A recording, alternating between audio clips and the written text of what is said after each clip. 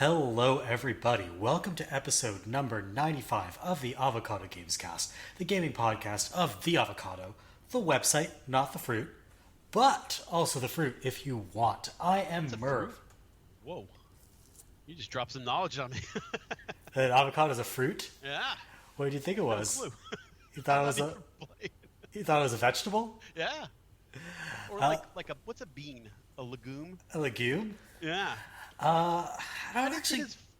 I'm sorry. You're Merv. I'm Kappa. Yeah. I mean, no. Let's get into this for a second. Yeah. Okay, I'm not entirely sure what the botanical distinction between a fruit and a legume Yeah. is, but I can tell you if you're going by the botanical definition, then like tomatoes are fruits, cucumbers are Yeah. fruits, green peppers are fruits, and I know an avocado is a botanical berry. That I can tell you. Berry. It's No a shit. berry. I guess because the seed's inside, huh? A berry is like a single. I don't know how to describe exactly what a berry is botanically, but it's like single peel, single like bit of flesh in one place. So also like grapes are berries, bananas are technically berries. Yeah, botany, really weird thing. I would have went with vegetable, just because like the inside's kind of like mealy. You know what I mean? That's Yeah. usually what I think with like a vegetable, kind of like a mealy, creamy texture. You know? Yeah, like But okay. botanical and culinary definitions of things are Yeah. not the same. They don't align. Like no one's. If I go to a kitchen and I call a cucumber a fruit, the chef is going to kill me. But if Yeah, I go yeah, to a if I was botanist like, hey- conference and talk about cucumber fruits, I don't know, might get smooched by a botanist. I don't know. Yeah. If I said like, "Hey, I'm gonna go grab a couple of fruit. You want them?" and I came back with an avocado, a tomato, and a cucumber, you'd be like, "What the hell is this?" You know? Yeah, this is why you never marry a botanist. Yeah. Exactly. Yeah. They hate you. Botanists can only marry each other. I'm not even kidding. I had no clue. That's like one of those like trivia things that I guess. Yeah. Exactly. Well, on that note, we don't just talk about fruit here at the Avocado Gamescast. We also talk about video games. That is what we're here to talk about. And we've got a jump packed is not a word. Jump pack? Jet Jump packed? pack. Yeah. Jump Hey, pack. it works with Starfield. Exactly. One of the things we're going to talk about. But before we get to Starfield, which is the main event of today's episode, we're going to do a quick chat about the recent Nintendo Direct and Sony State of Play, which actually happened on the same day because companies are weird. Then we'll also unpack the recent controversy over Unity and its restructuring of the fees it charges developers. So, Kappa, how have you been doing? Oh man, it's been busy at working, but I'll tell you what's made my whole week. The new mystery flavor is out for Mountain Dew. This year's Voodoo. I'm really enjoying the flavor. It's kind of like a cherry, almost like a Swedish fish flavor. Is how I'd describe it. And Interesting. it's doing it for me, like with the DEW. So if Mountain Dew's ever looking to sponsor me, I actually really like this one. The one last year was super sour. I think they were going for like a Sour Patch Kids. Oh, Um, yeah. You know what I mean? Which I guess in some ways it's kind of good, but I think every year with the Voodoo they try to do like a traditional Halloween flavor, right? Um, and I think this one is it's a very cherryish, Swedish fish is how I describe it. Have you ever gone to IKEA and had the lingonberry drink? Mm-mm. Okay. I was gonna ask if it was like the IKEA lingonberry drink flavor, because that almost describes what you're getting at. Yeah. I mean, Huh. like they might announce it, but I mean, I definitely taste the cherry in there. Maybe like a cherry airhead. You know how like that kind Oh of like yeah. that's kind of what I think they're like that, or like that Swedish fish, like a dry cherry, not like a sweet cherry, like their Game Fuel one is. But yeah, this one I think is probably my favorite one that they've done so far. How caffeinated is it compared I have to no idea. regular Mountain Dew? I think it's probably about the same. Okay. Let's see. So the reason I ask for our Yeah. listeners is Mountain Dew for the longest time was not caffeinated in Canada because it was illegal to caffeinate a clear soft drink. That you law kidding was me? changed. That law was changed maybe like 10 years ago now. I forget how long ago it was changed. But when I was a kid, Mountain Dew didn't have caffeine here. It was just You know, a regular lemon lime pop. everybody gets crazy about the U.S. and Kinder eggs, right? Like, Oh, oh, yeah. but kind of makes sense to me. I mean, I don't know. like I don't know that you need any kid deaths due to candies in order to outlaw candy, but I think there was like one or two. But also, like as a kid, I kind of feel like you're getting robbed from candy to get a shitty toy, if that makes sense. So, right? Like I would want the You just want like candy. a solid egg Yeah, made yeah. of Like chocolate. if I bought it and it wasn't solid, I'd be a little annoyed that like there's some little like, micro machine car in it that I'm gonna play with and lose 10 minutes later. You know? Oh yeah, like I had a bunch of Kinder Surprises as a kid growing up. I have no idea what happened to any of those toys. I think what used to happen is I would lose the toys, but I'd keep the little plastic capsule. And I just played games with little plastic capsules. Mm-hmm. But I don't know. It's regulations of stuff can get really weird, and I don't exactly know what the reasoning was behind. Okay, so it wasn't so much that caffeinating clear soft drinks was banned. It was more that if you caffeinated a clear soft drink, you had to label it an energy drink or something like that. Oh, really? Yeah, so Huh. Mountain Dew would have had to be called an energy drink, but they didn't want to do, or maybe they changed the law. I should like we'll put this in the link to the history of Canadian soft drink regulation, and you're going to learn all about it as listeners. You'll open up the link dump. You'll have the whole history of Health Canada legislation there for Well, you. to answer your initial question, 54 milligrams per can of caffeine. I don't know how much, or I think that seems about regular for soda, though, right? That's yeah. For a can, it's a little on the high side. Yeah, but that's Mountain Dew. Mountain Dew's always Yeah, a little on the high side. Like it's a step above Pepsi, but it's not getting you into like Monster or Red Bull territory, you know? yeah. That's actually how I choose my midday pop whenever I go into the office. Me too. Yeah. Depending on like if I want just a little caffeine hit, it's the Diet Dr Pepper. Hmm. If I want like if I really need a jolt, then well we don't have jolt here. Oh, I get nice. Diet Pepsi. Yeah, it's like that 1% extra just to get me through. And I've tried coffee a million times. Man, it doesn't do anything for me but make me pee. Like, you just like I drink it and go right to the bathroom. And You're coffee's a bean, so I'm drinking bean juice, right? So there you yeah. go, botanist. We're really appealing to you in this episode. It's all about the beans. I'm actually drinking a coffee right now, Yeah. an iced latte. I'm being super fancy from the local coffee chain. Ugh. I don't know, man. I like iced latte. I think if you like coffee, it's great, but man, you can really taste iced latte. You know what I mean? Like you could taste the coffee. Oh I yeah, could I never can do that. taste the espresso, but this Yeah. is like 95% milk. Yep. Yep. That's yeah. What's the Beastie Boys line? I like my sugar with coffee and cream. Oh yeah, That's me. yeah. That's how I am. I'm like a lot of milk and a little bit of coffee, and that's what gets you through the I think day. that's a genetics thing, though, don't you think? Like some people are the sugar, some people are the caffeine, some people are the combo. I don't know. Like I didn't start drinking coffee until I started my postdoc. Um, so that would have been God. I don't know how many years ago that was now. Um, Well, because like with yeah. kids, everybody's like, oh, like if you give a kid sugar, like I've had the exact opposite experience. If I give my kid sugar, like they party for like 30 minutes and they go to bed, like they pass out, they take naps. Yeah. So I think there is something with some people where it's just like some people say, oh, if I give my kid sugar, they'll be up all day. I'm like, I give mine sometimes, like I'll give them a cookie before bed and they go right to bed. That's good. Anyway, It's a little video nighty game. night. What am I doing? Yeah, so me and caffeine, I don't know. I was good without it most of my life. Then I started needing it, and now my sleep schedule is permanently ruined.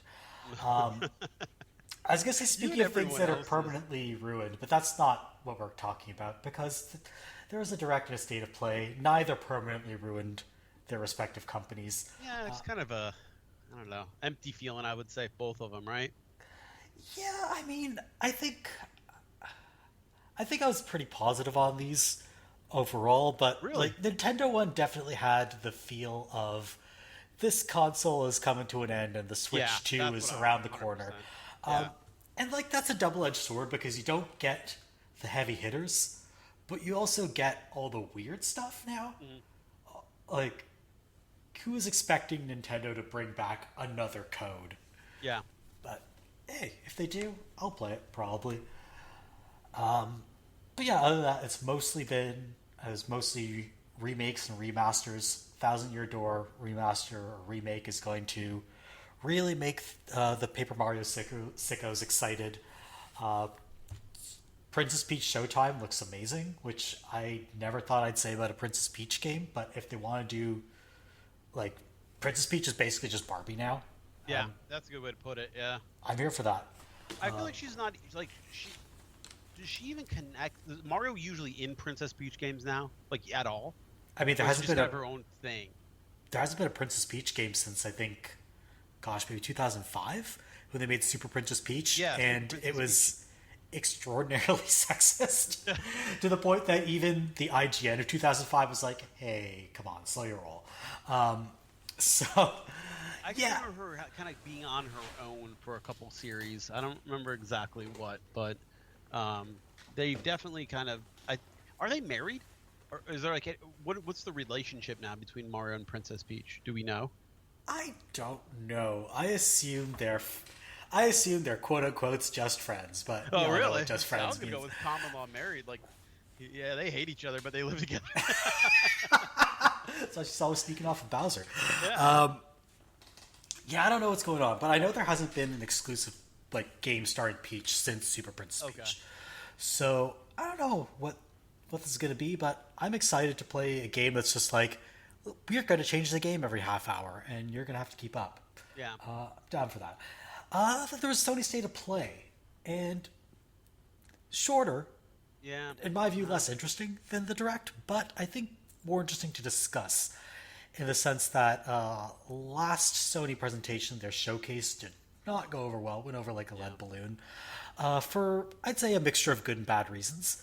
But Sony really needed to right the ship after that, and I think they kind of did.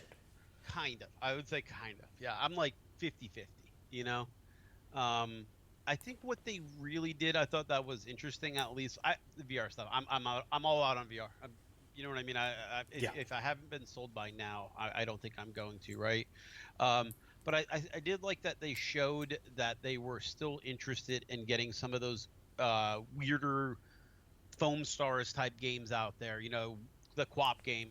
It's not a QWOP game, but you know what I'm talking about. Yeah, baby steps. Yeah, they're still out there getting weird stuff done along with the Final Fantasy stuff. So I think Sony's got it in a weird place where they've almost got to show that they're willing to still do weird, not Naughty Dog level releases with every single game. They're still out there doing first party stuff that's a little bit more, on that scale of like AA, Yeah. getting a game out that's maybe not for everybody, but it's giving you a reason to keep playing. And you know that those big heavy hitter first parties are still going to be there, but you need stuff to fill the time almost between them, right?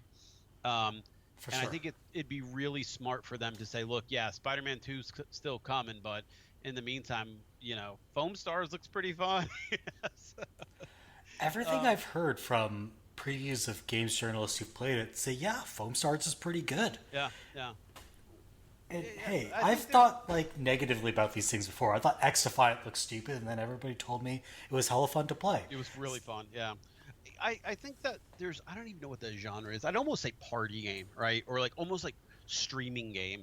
But that's what Foam Star kind of felt like to me, like how Splatoon kind of caught on as Yeah. this like goofy, it's not really serious. And then Microsoft had Gang Beasts, I think. Was it Microsoft that had Gang Beasts?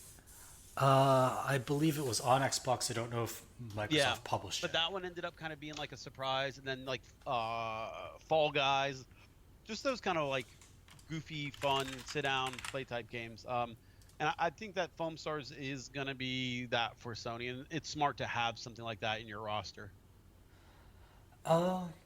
Yeah, absolutely. I think it's good to balance out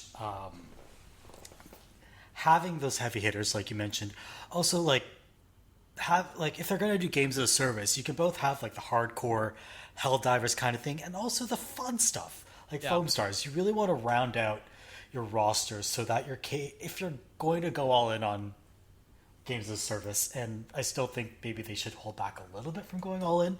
But if they're going to go all in, then you really need to cater to different markets. Otherwise, you're just competing against yourself. Yeah, yeah, and at the risk of becoming a first-party machine, I think Nintendo's kind of getting there. You know what I mean? And I just don't know that if you want to go into now, Microsoft is saying this console gen is going to be a lot longer from them than Yeah. previous ones. I haven't heard the same from Sony. I don't think yet. You know what I mean? I But I think they think want to kind of play that close to the vest. I think so too. But I don't know that if you're going to be able to sell, your stuff against Game Pass when you kind of just saying, look, this is for the 4 games a year that we're going to make that you're going to play, and then everything else is going to be just kind of, third party, I guess. But I don't know. I really don't have a good feel for what their games as a service push in the lifespan of Sony. I feel like that shit is so hit and miss. I mean, there's uh, games as a service game film like shutting down every single day. Oh And you're yeah, like, there's oh like the 2023 Graveyard. There's what that dodgeball game is in there. I yeah, forget what it was called. Um, then like there was not a Naruto game, some anime nonsense. Oh, it was a Gundam game that oh was yeah, that Gundam one, yeah, Gundam Evolution, I think it was called. yeah. Got And shut down. what's interesting is on the other end of it, Microsoft has been being like, hey, we're gonna go add server back compatibility for like, what was it, COD Modern Warfare. Yeah, That's crazy. all like Like, a whole bunch of old CODs, yeah, not just that, Modern Warfare. I think Modern Warfare 2 and 3 as well. yeah, that's But I have to check which CODs it was. There's a bunch of them. what was that? EA had a games as a service that came out, I think 6 months ago, if that, and that's already been shuttered. Yeah, Um, Wild Hearts, but that Wild wasn't really a Hearts. games as a service. Hmm. And it's still playable in single player perfectly well. They're just ending support, as in they're not going to patch it anymore. Okay. And that was developed by Koei Tecmo. Yeah. So EA is just the publisher for that. The games as a service that EA actually kind of brought back from the brink because it had been essentially destroyed by rampant cheating is Titanfall 2. They've finally gone in and fixed the cheating problems, and Titanfall 2 numbers like spiked over this past week or something like Yeah, that. my youngest is a Titanfall maniac. I mean, he loves Titanfall. I can't even explain it how much he loves this game. Like he knows everything about. And it's a little violent, don't get me wrong, but it's mostly you shooting mechs, which is kind of faceless, whatever. Yeah. But he really, really, really loves it, and like I've never seen someone be that into. Like his brother kind of would get into stuff, kind of not, but man, has he been into it. And I wanted to actually go. I know Titanfall 1 doesn't have much story to it, but I was like, hey, let's go see if I can find, load up Titanfall 1, and then it is dead, dead. Like, Yeah. and then I went to look into it, and it's like, oh yeah, what's going on here? And then it was, yeah, the hackers got so bad it was like, it wasn't worth it to try to keep it up. Um, Instead, they just shut it all down. So, Yeah. Speaking of Gang Beast, I just looked it up. It was developed by Bone Loaf. It was published by Double Fine Presents until Double Fine got bought by Microsoft, and oh, then the publishing rights reverted to Bone Loaf. The engine it was built in was Unity. oh, you did it. You I did it, did it. yeah. I planned that whole entire segue out. I just waited to deploy it until we were finished with this topic. And that brings us to the Unity debacle, which has gripped the games industry over the past week or so. We're recording this on Sunday, September 17th. By the time this will come out, it'll probably be mid-October. And by then, who knows what new developments will have happened. So this is kind of a snapshot of where we are less than a week after the announcement was originally made.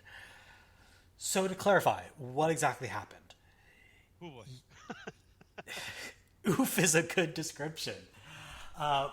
So Unity charges a licensing fee to developers who use its engine, and that licensing fee is like a cost per year for using the engine to develop, and a cost per year per head, so per developer working on a game. So that's a great way to kind of make some recurrent revenue, but you have no way, if you're Unity, to get more money from more successful developers. So What does Unity propose? Yeah, good question. The weirdest thing they could. The weirdest thing they could, not the revenue sharing model that Unreal has. They don't jack up the licensing fee like CryEngine or Source might. No. They decide that they're going to charge developers a 20-cent installation fee Yeah. for every installation of the game after 200,000 installs or 200,000 in revenue. For developers on kind of the lower subscription tiers, developers on the higher subscription tiers would be charged a slightly smaller fee per install, kind of going down from around, I think, 12.5 cents down all the way down to 1 cent, depending on how many installs you got. It's bizarre to me on so many levels. But yeah, keep going. Okay, yeah. So that was the original announcement. And listeners, I'm sure you could think of a lot of flaws with this, like, okay, how do you track installs? Does that mean that Unity is phoning home every time you install something? Like, what if I download the installer and then disconnect from the internet? Is that gonna count somehow? No idea. But it means Unity's been phoning home. But that means one of two things. Either Unity's been phoning home and not telling anyone, which is bad, or it's been phoning home and giving telemetry data back to Unity in a way that would not just contravene GDPR, like the European privacy law, probably also American privacy law. You can't really send telemetry without telling users that you're sending telemetry.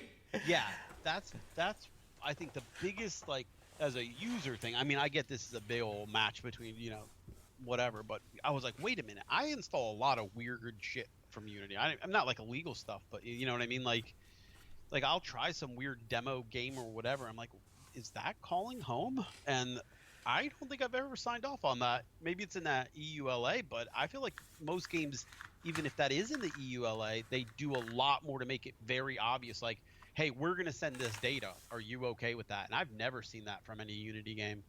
Yeah, like what I was reading up on is that they would actually need to have a separate EULA for that. And there are lots of Unity games that you install that don't have a EULA attached when you go through the installation process. So that would be running afoul of the law. So there's a way to do this without running afoul of the law, which is literally just ping the servers if you install.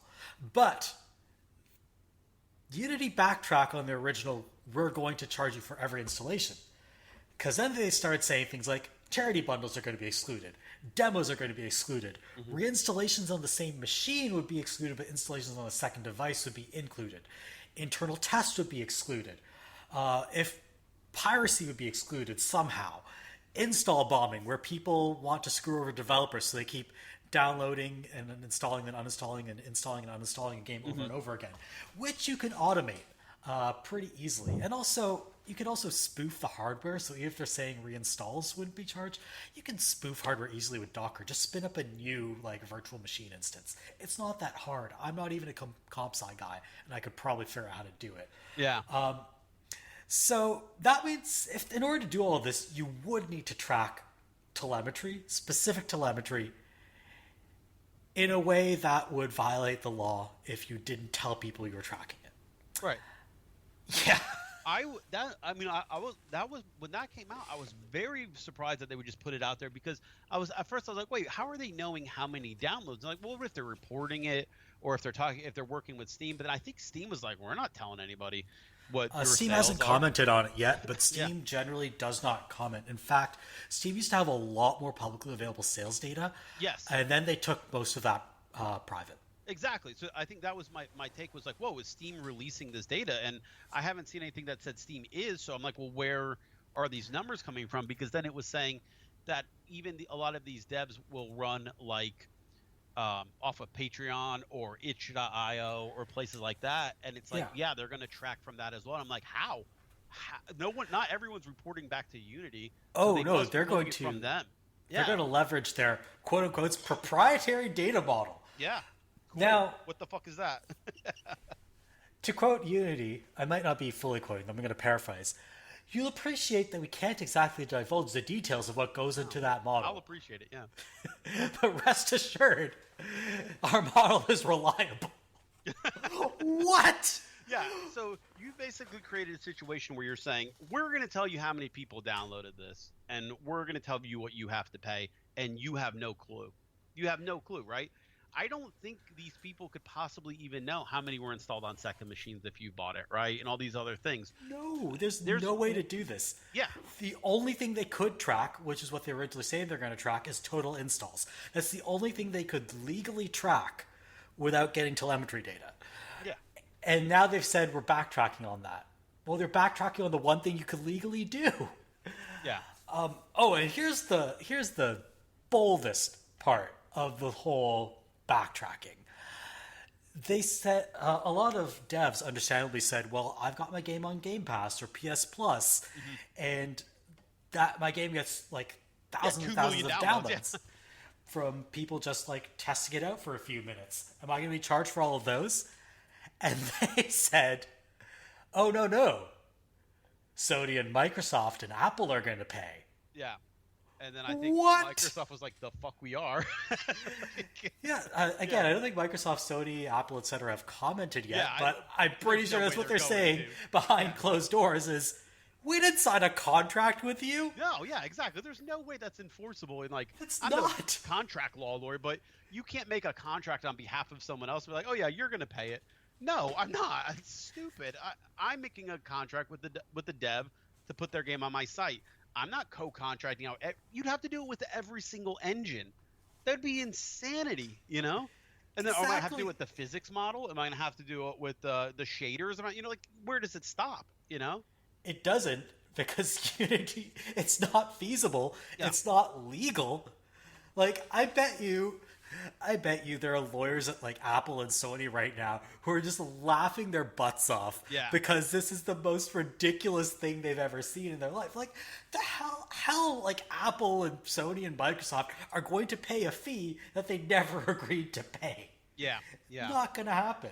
I as soon as I read that, when I was like, okay, now you're swinging for the fences because you're gonna get some big dog lawyers involved with this one, who are gonna tell you, we're not going to pay this. You're not going to charge it. And if you really want to take this to court, then we're just going to say, fine, show us where we have a contract with Unity, because I guarantee you it doesn't exist. And it would be a lot worse. Now, remember one of the threats during the Epic lawsuit days against Apple? One of the threats was that Apple could theoretically block anything with Unreal Engine from the Apple Store. Yeah. I mean, maybe. I don't know if you're Microsoft or Sony and you're like, hey, look, we're not going to pay your ridiculous amount, and rather than do all that, we're just going to not allow Unity games on our storefront, unless the publisher or the dev is, understanding that they're going to be one paying that fee. I don't know. I mean, I don't think Microsoft would actually do that, because they probably want to maintain good developer relations. All they really need to do is just say, we're not paying this, and you have no legal recourse, so fuck off. I'm very surprised that was their answer, was that they would pay it. I guarantee you they didn't check with anybody if that was something that they'd be willing to do. I mean, my understanding is that there was a lot of internal backlash at Unity prior to this announcement, and like everyone internal at Unity was like, you can't go ahead and do this. It makes no sense. And it's not even getting into the question whether or not it's fair. We can get into that in a second. But like, it's technically infeasible what you're planning to do. You're going to piss a lot of people off, and you're not going to make the money that you think you're going to make off this. And then Unity executives were like, shut up, peons, go back to coding the engine, and we'll take care of this. And then they put it out the door. And the backlash that the Unity devs predicted is exactly what happened. Because I feel like Unity is maybe not the engine anymore for small-time indie one studio guys, but it's close to it, right? I mean, it's... Absolutely. You've got a couple other ones out there, right? But there's Godot, Love for really small projects. Yeah. But yeah.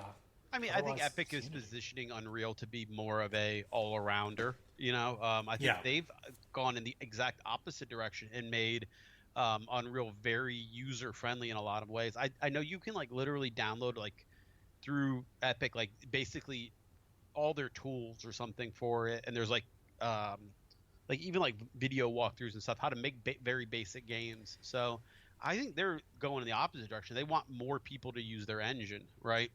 yeah. Because My understanding is that Unreal has probably fewer features than Unity. Unity is a lot more of a jack of all trades, but Unreal's tools are a little bit more mature. yeah, So generally, Unreal is something that like AA devs will go for because the licensing fee is pretty high and there's the revenue split. So it doesn't always make sense for indies, but for like AA, AAA development, it's fantastic. yeah, It'll get the uh, job done. And so to kind of go further with what happened, immediately after this was announced, a bunch of prominent indie devs, too many to name, all. You know that the Twitter statement said or the text on the image within like 2 or 3 days of this being announced, there must have been like, I don't know, 50 of these statements from various indie devs. mhm, All of them saying, "This is ridiculous. I can't believe you're doing this. We never agreed to this. You're violating your own terms of service or trying to rewrite your own terms of service right, unilaterally, which you also can't legally do, by the way." So, yeah, understandably, they were pissed and they said, "Well, now you've broken trust with us," right, which I think is 100% true. If you if you don't communicate changes you're going to make to fee structures far in advance, if you try to make changes to fee structures apply retroactively, then your business partners are going to think you're unreliable and they're going to look elsewhere if they can. yeah. I could foresee if I had to. This is just my guess on how this would work for a lot of people. Is if I had a game that was going to use Unity in the near future, I would probably still try to get it out the door, maybe Yeah. under one of their little weird subscription models, right? But after that, I'm saying, hey, I know we've got a lot of Unity experience in this room, but we can't trust them. It's time to basically move on to something else, right? Which I am sure sucks, and it's going to really hurt probably the development of a lot of really cool indie games. But I would be very, very weirded out that I would be the one who makes a hit that costs me money, because that is a very likely scenario for a lot of these indie games, is to be so popular you lose money under this program, which is insane, right? Yeah, especially for games that get really popular through Game Pass or PS Plus Right. or Apple Arcade. Yeah. They're not see they get like fixed revenue from Yes. the platform for licensing their game out for subscription, and if they're on the hook, or no, sorry, Sony and Apple and Yeah. Yeah. Microsoft are Yeah. going to be Yeah. on the hook. Microsoft. Yeah. They're totally But paying it. Yeah. yeah, in theory, if those developers were on the hook for those fees, yeah, they could lose money because it might not. The number of downloads might outweigh what they're getting in Yes. terms of revenue from the subscription license. Which is wild to think about, because you want hit games made in your engine. It's the best advertising for your engine. When people go, "Oh shit, I didn't know that was made in, whatever." That's got amazing looking stuff. I mean, there's people who make shit in like RPG Maker where you go and play. You're like, "Whoa, what?" So I don't know why you would ever, ever, ever try to force people out who are making cool games that have the potential to be gigantic hits, just to weasel out a percent of their success, which is that 20 cents per download, because it is their success. Right. Actually, let's break down why they might be doing this. Because to an outsider, this might seem like a completely baffling, suicidal business decision. Hmm. And it probably is kind of a suicidal business decision, but how did Unity get here? Yeah. So, one thing that's kind of important to know about Unity is that it's not just an engine company. Yep. Engine is one of the things it provides, one of the services. But it also provides a lot of analytics, ad tech, like monetization, consumer management, kind of tools for like app developers, mobile game developers. They license some of their tech out to the film industry, to the gambling industry, and also to the military. Right. So they have a lot of other streams of revenue. And in fact, recently, that side, the so-called operate side of the business, overtook the so-called create side of the business, the engine side of the business, in terms of revenue generated by the company.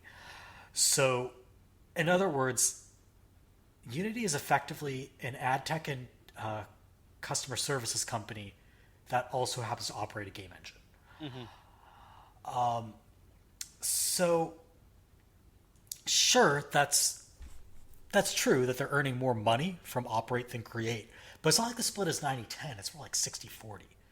So throwing away 40% of their business is still a huge hit.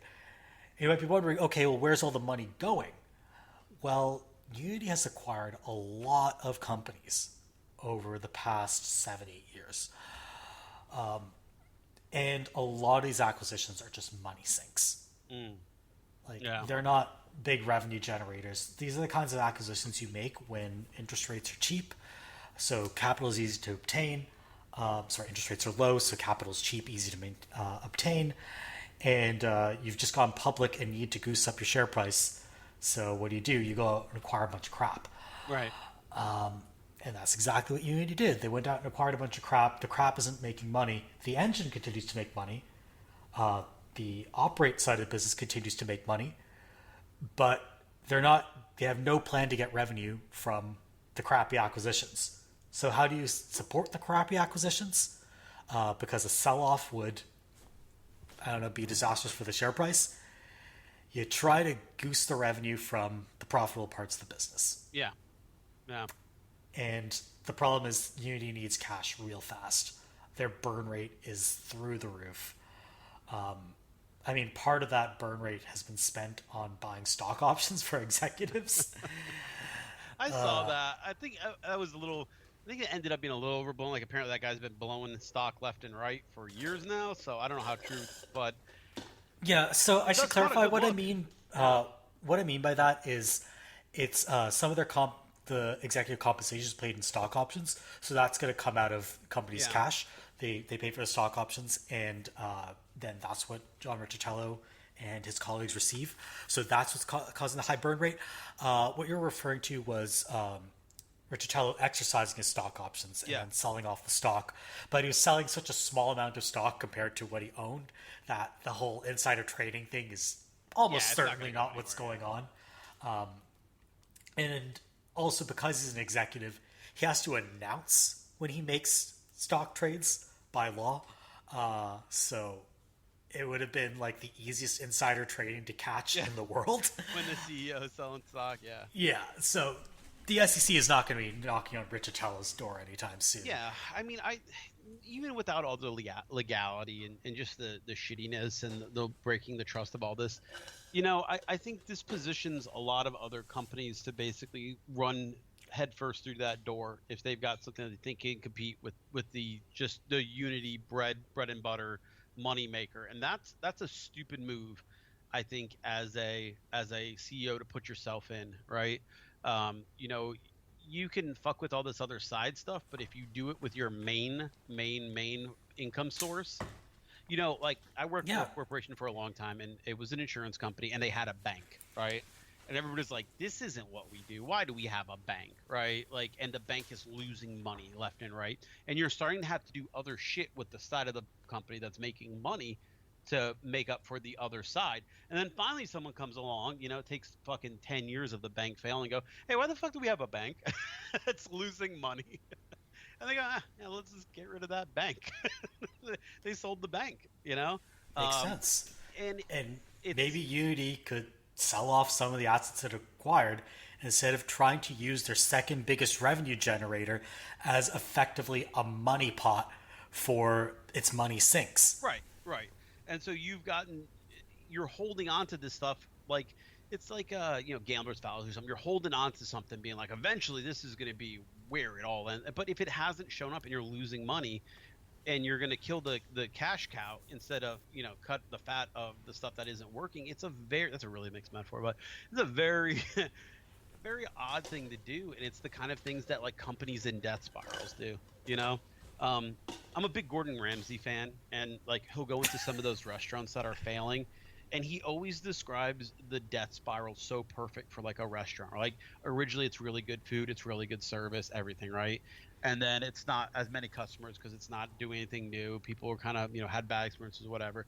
So then where are we gonna make the cuts? Okay, we're gonna start hiring less people. Okay, now you're getting worse service. The waiters are overworked, so they're rude. Nobody wants to work there because you're not paying as much. Okay, well, we're losing more money. Okay, now we're going to start going cheap on the food, right? We're not buying top cuts. We're not buying fresh vegetables. We're not buying anything. And then you start cutting down on the portions, right? So now you're going to a restaurant, you're getting bad service, shitty food, and not a lot of it. And it's just, you know what I mean? It's just this spiral, right? And I see exactly that with this is like, okay, we're not making the money. Now we're gonna fuck with the main thing, and we're gonna start charging for this. And like I said, I think, well, I told you this. I think what they're really trying to do is sell the plans, maybe more than the actual downloads. That Yeah. lifetime revenue, I'm sure, is really juicy looking, but I think the plan is really what they're trying to sell. Where like, I don't know how much it is a month or a year or whatever, but basically, hey, you don't have to worry about this shit as long as you pay into this like pool. But uh, rightly so, a lot of these developers saying we already bought a license. That's all we need to buy from you. This plan is stupid, but I think that's what you're trying to do is you're trying to scare them with this and then give them a better option, hope enough of them take it that you've now bought yourself a little more time, and then but no, it's going to just start trickling down, right? I think this is the first crack, and I think if they don't really really course correct on this, it's going to start to spiral out, I think it might be past the point of no return Yeah. because they show no sign of doing a complete reversal. Their concessions have actually made the situation worse because their concessions are all impossible. So What's I interesting though, don't I know. wanted to mention, sorry, go ahead. I said I don't know what they can do that would gain developers' trust back aside from a 100% reversal and a replacement of the TOS they just shred with an ironclad TOS that they can't revise. I've been seeing a couple studios. I think Kairosoft, which I actually really like their mobile games. They're cute as fuck, and I really like them. But they are basically having a fire sale on their games right now, Yeah. right? Like they are just will bundle everything, and it's $5. Just literally buy all our games now if you want them, because these games have been out for so long that they would stand to lose money over time from them now if people keep buying them. So it's a really interesting counter to this, right? Is just like, hey, we're just go buy our shit right now, and hopefully before this takes place, and hopefully everybody who wants it can get it. But I think they just like threw like their entire catalog on Steam for like $12, and they're goofy mobile games. That's about right for what a sale would be for them anyway. But Yeah. I think they called it "Our games are made in Unity," and then like a crying Yeah, like the crying emoji. ooh kind of emoji. Yeah. Good for them. I might buy them again. I've got them all on mobile, but I think that's kind of cool for them. But I don't know. It seems like shit like this too spreads, and that's what I'd be more worried about, because there's a lot of licenses that go into video games. A lot of shit that every time that that Bink thing that I ignore every time that pops up on Yeah. my screen, right? Big Video, Cryware, Yeah, Havoc Physics. There's a lot of middleware yeah. that goes into video games that has to get licensed. And I mean, not that they're all scummy, but I am sure more than a few of them are like, hey, let's keep an eye on this and see where this goes, because the licensing model has been, and it's not just video games, it's movies, it's anything, where pretty much anything creative is like, it's been a system for a long time now, where like, hey, you pay us to use this, and you use it, and you do what you want with it as long as it's under the terms of the license. And the kind of general thing was, we're not going to change it because that's the goal, is to sell you the license, right? Yeah. I don't know how a subscription plan weasels its way in. uh, I don't know. I don't know. Hopefully though, I don't know. Hopefully they lose somehow, like a couple legal proceedings, a couple early cases, and they drop the thing. I think they probably go back to the drawing board, and I think they do something like a subscription model where you get like better support, or like they help advertise your game with their other revenues or something. But um, yeah, I don't know. This looks like a clusterfuck of ginormous proportions. It might already be done for them. I think Unity's days as the go-to engine for like education Hmm. and like budding developers and call them bedroom developers. I think its days as that kind of engine are numbered So now. do you think it's Godot and Unreal going forward? I mean, Godot has a long way to go to get to the feature set that Unity has. Hmm. And I mean, I would love to see a an engine developed by a nonprofit become something that people use en masse. But What's funny is that's kind of, well, yeah, I don't know about nonprofit, but Unity kind of, that was their selling point at the beginning, right? Like, hey, we're open source, we're here for you, just make our games. We want you to make the game you want to make, and then yeah, yeah. Once you go public and need to appease shareholders, yep, can't really do stuff like that anymore, yeah. unfortunately. So I think you're right. Godot's probably going to gain in popularity. Well, true. When people stop supporting Unity with stuff, then that's when you can sometimes see growth in other ones, right? Like if it doesn't make sense to make Godot products now because everyone's using Unity, well, if everybody stops using Unity, maybe it makes more sense to develop stuff for Godot too.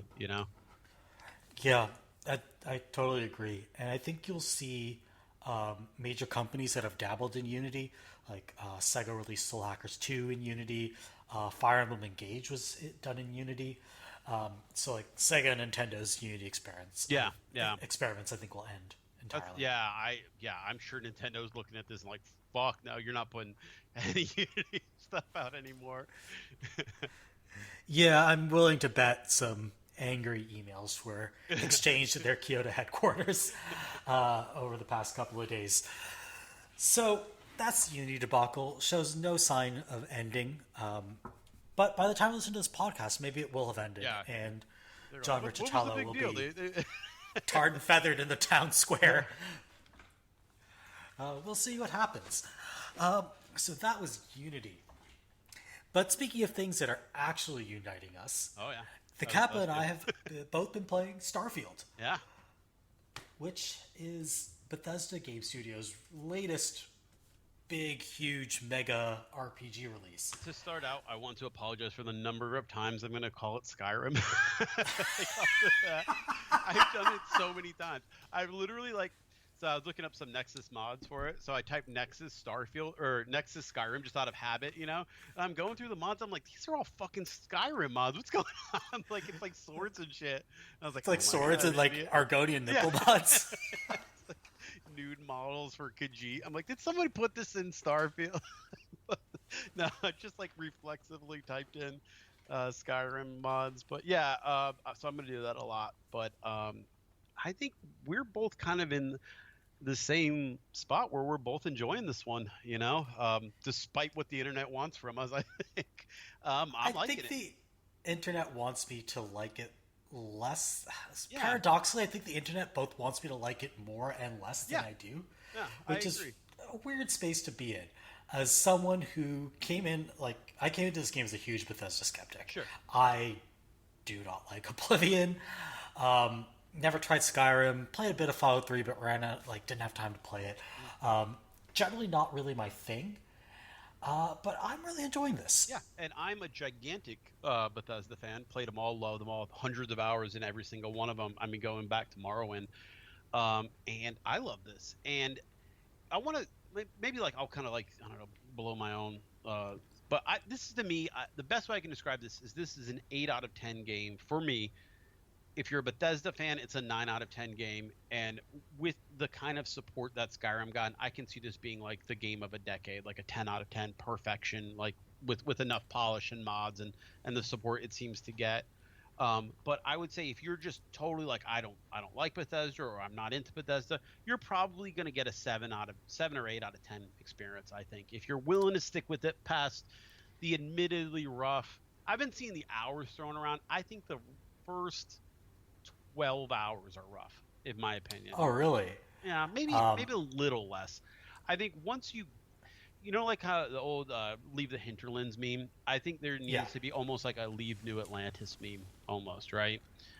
I You, would say it's more or less mainline the main quest until you complete Into the Unknown. I think that's fair. Yeah, yeah, Yeah, yeah. that's But what I would say. that does have you bouncing around a lot and throwing a lot more of the other optional main characters. I mean, I think there's gonna eventually be like a "this is how you play it" type route. I would say there's like 3 or 4 things I would recommend to anybody that they beeline. I love the UC Vanguard quest. I will every playthrough I do, I'm going to do that one first, no matter what. There's a couple side quests I think are really really cool, and I want to do first because I just enjoy how they shake out. But I really really like where this game goes in a lot of directions. It's I don't think the writing is as bad as I think a lot of times with Bethesda games, especially, you can take a clip or a GIF or 4 seconds out of context, and it makes it seem a lot worse writing wise than it is. Does that make Yeah, sense? But like the worst part about I think the companion interactions I think is where a lot of the bad writing gets thrown out. I think it's really in the way that they react to things that the player does that are inconsistent with what the player usually does, more so than what the companion wants from them, in a way. So I don't know. I don't want to get too much into that. I mean, we'll get into that all later. But just like as an overview, I think this is a game that needs a little bit of stick with it, a little bit of it gets better, and then a little bit of on their end they do need to fix a couple systems and mechanics early on in the game and a lot of that bugs. yeah. Let's be real. Yeah, I've had I mean, I've had a few crashes. I probably had about 3 or 4 crashes at desktop, but I am running a couple weird things, so I'm not gonna say it's crash free, but I'm running like the DLSS fixer and a couple other things, and I mean I've seen some here or there, right? A lot of the goofy bugs, that they always have, some character run into a wall for 10 minutes, or Yeah. someone, someone jump scaring you in the middle of a conversation or something. But The one generally speaking, bug though, nothing. I've What?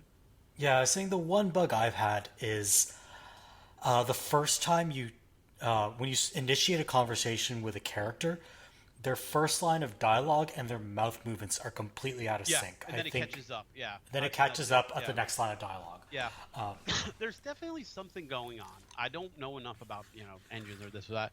There's something going on with like inside the world and then just like on the streets of New Atlantis where like there's just not like they're processing all these like characters and models and conversations and stuff where it's kind of like close enough. We're not really gonna fully render that face. You know what I mean? Or like yeah, that you do a tend to lot of notice. Bethesda potato face. Yeah, exactly. And you notice it more than in New Atlantis, but when you go inside in like some of the other areas and meet characters with names and everybody, so it looks a lot better. So I Yeah, think a lot of what people are sharing on some of those screenshots is that weird, like, hey, we want this city to feel alive, so we populate it with 500 potato faces rather than 10 really well drawn out like you would see in like Whiterun or something, right? yeah. Instead, but Okay, so I should mention we're going to stay relatively spoiler yeah, free for the first little bit of this, and when we start getting into more than minor story spoilers, we'll signal that we're getting into it. So yeah, for now, relatively spoiler free. Please feel free to listen, and we'll signal when we switch to spoiler mode. So yeah, I should say my general sentiments. I'm about 18 hours in, so I just completed Into the Unknown. hmm I'm not going to tell you why that's a good stopping point. We'll get to that in a little bit. I midway through the Ryujin faction quest chain. I haven't done the other faction quest chains. I've done a little bit of side content. I just got to Neon. I haven't been to like Sidonia or the other major cities yet. I yeah, haven't tried shipbuilding, haven't tried outposts. I've mostly just been like following the main quest and doing a bunch of stuff on the side. And thus far, it's been mostly like almost like a standard RPG. Like it feels vast, but I'm not treating it as an open world game. I don't really same. think it's an open world game. Yeah, I agree. And I think we can probably get into like I don't know, like some kind of like discussion of like, is this an RPG? Like Witcher 3, is this an RPG? Mass Effect, is it like but this one feels to me like it's designed to be a very slow paced, you define what you want to do type RPG, and it just gives you the world and says play, do what you want. You want to be a pirate, absolutely, go ahead. It's interesting you say that because I think this is actually one of Bethesda's more directed games, Mhm. and that it expects you to kind of have, it expects everyone to kind of have the same base experience. I think it really wants you to do at least a large portion of that main quest. And what's interesting about Starfield is that there's almost this tension between how it's wanting to push you on that main quest, but also wants you to have that freedom of the previous Bethesda games. Uh, some people see that tension as a big flaw, and I can see why. I don't really agree. I don't think it's a major flaw. I I think a don't. game Yeah. can juggle both those impulses, and I think Starfield does it pretty well. But I can see why some people are like, why are you pushing me on this main quest? I just want to go do side stuff, Yeah. or I'm getting all this bombarded with all this side stuff. Am I supposed to do that, or am I supposed to do the main quest? See, I think that I probably was exactly where you are when I was where you are in the game. I do think it progresses a little bit more and makes it feel more like, okay, you've kind of set yourself up as like this is like your backstory. Like you're almost playing your backstory to a certain point in the game. Does that make sense? Okay, And then yeah, after that, it's like, okay, now the that's why I said it's hard to figure out that exact moment in time for everybody, right? Like I think Into the Unknown is an absolutely great thing, but what I would think about as Into the Unknown is that is when you've played your character's backstory up until then, and now after the events of Into the Unknown, what are you going to do with your newfound whatevers, right? yeah. And I think it's hard to describe that because Into the Unknown is like if you just straight played it, just straight beeline. What do you think? Like 4 hours, 5 hours of main Uh, story? if it depends on how you play. If you Yeah. go in really guns blazing, Yeah. yeah, 5 6 hours. If your character build is such that you're kind of a glass cannon, or More you're talker playing, than yeah. yeah, you're playing really cautiously, you're trying to play stealthy, then yeah, that'll run you like 10 12 hours easy. Yeah. So I mean I think that I think if you're looking at the game from start, because I think the Bethesda thing is, oh, what are we doing down here? It starts the same in Skyrim. A lot of those is like, you get that weird intro, right? Whatever. That's not really the intro. I feel like the intro of the game is the main quest up until Into the Unknown. I think everything after that, I think, is where the game is like, okay, you've got something going on, and now what are you going to do with it? And then when we get to the spoilers, I'll explain how the game really gets fucking crazy with it, right? But I don't know. For my part, at least, I don't know that the game forces you to the main quest. It's still kind of there, but it feels like at least one of the smart things I think they've done with the writing is they've made it sound more like this is stuff you have to go do right now. Yeah, It's not fart around and fly around, go do it right now. And it doesn't do the thing that I get frustrated with a lot of RPGs where it actually puts a timer on it. It just makes it clear to the people around you like, hey, this is your top priority. Everything else is nice and you can do what you want to make it work, but this is your mission right now. um yeah, and once you get past Into the Unknown, mhm. you'll see that shift in the writing Yeah. for the main quest, where they're just the the urgency goes down in the Right, and writing. that's what I was talking about when I was saying, okay, now here's your universe, go play in it, right? It's after Into the Unknown, it's like, boom, okay, hey, you can do this. This is crazy, but yeah, cool stuff. Um, I want to talk about how I'm playing just a little bit. One, I'm cheating. I don't think that should be a surprise to anybody. Gave myself a ton of digipicks. I love the digipick mini game. Just to be clear, I think it's so fun, but there are not a lot of them in this game. I don't know if there's like some secret horde of digipicks somewhere that I just haven't been finding. Give myself a bunch of digipicks. Cheated a bunch of credits to do shipbuilding because I fucking love shipbuilding, but holy crap, being those things are expensive. I mean, I get it. It's supposed to be kind of like a long-term thing, right? Yeah, So like those are kind of my generic like, hey, I'm playing a Bethesda game. I don't want to fuck around with gold. I mean, because in this game, gold, well, not gold, but credits is credits. kind Yeah, of at some point it's like you can just loot every station you go to and make 500k, right? Like the credits are substantial. You just got to be willing to be a pack horse and go sell after every single event basically.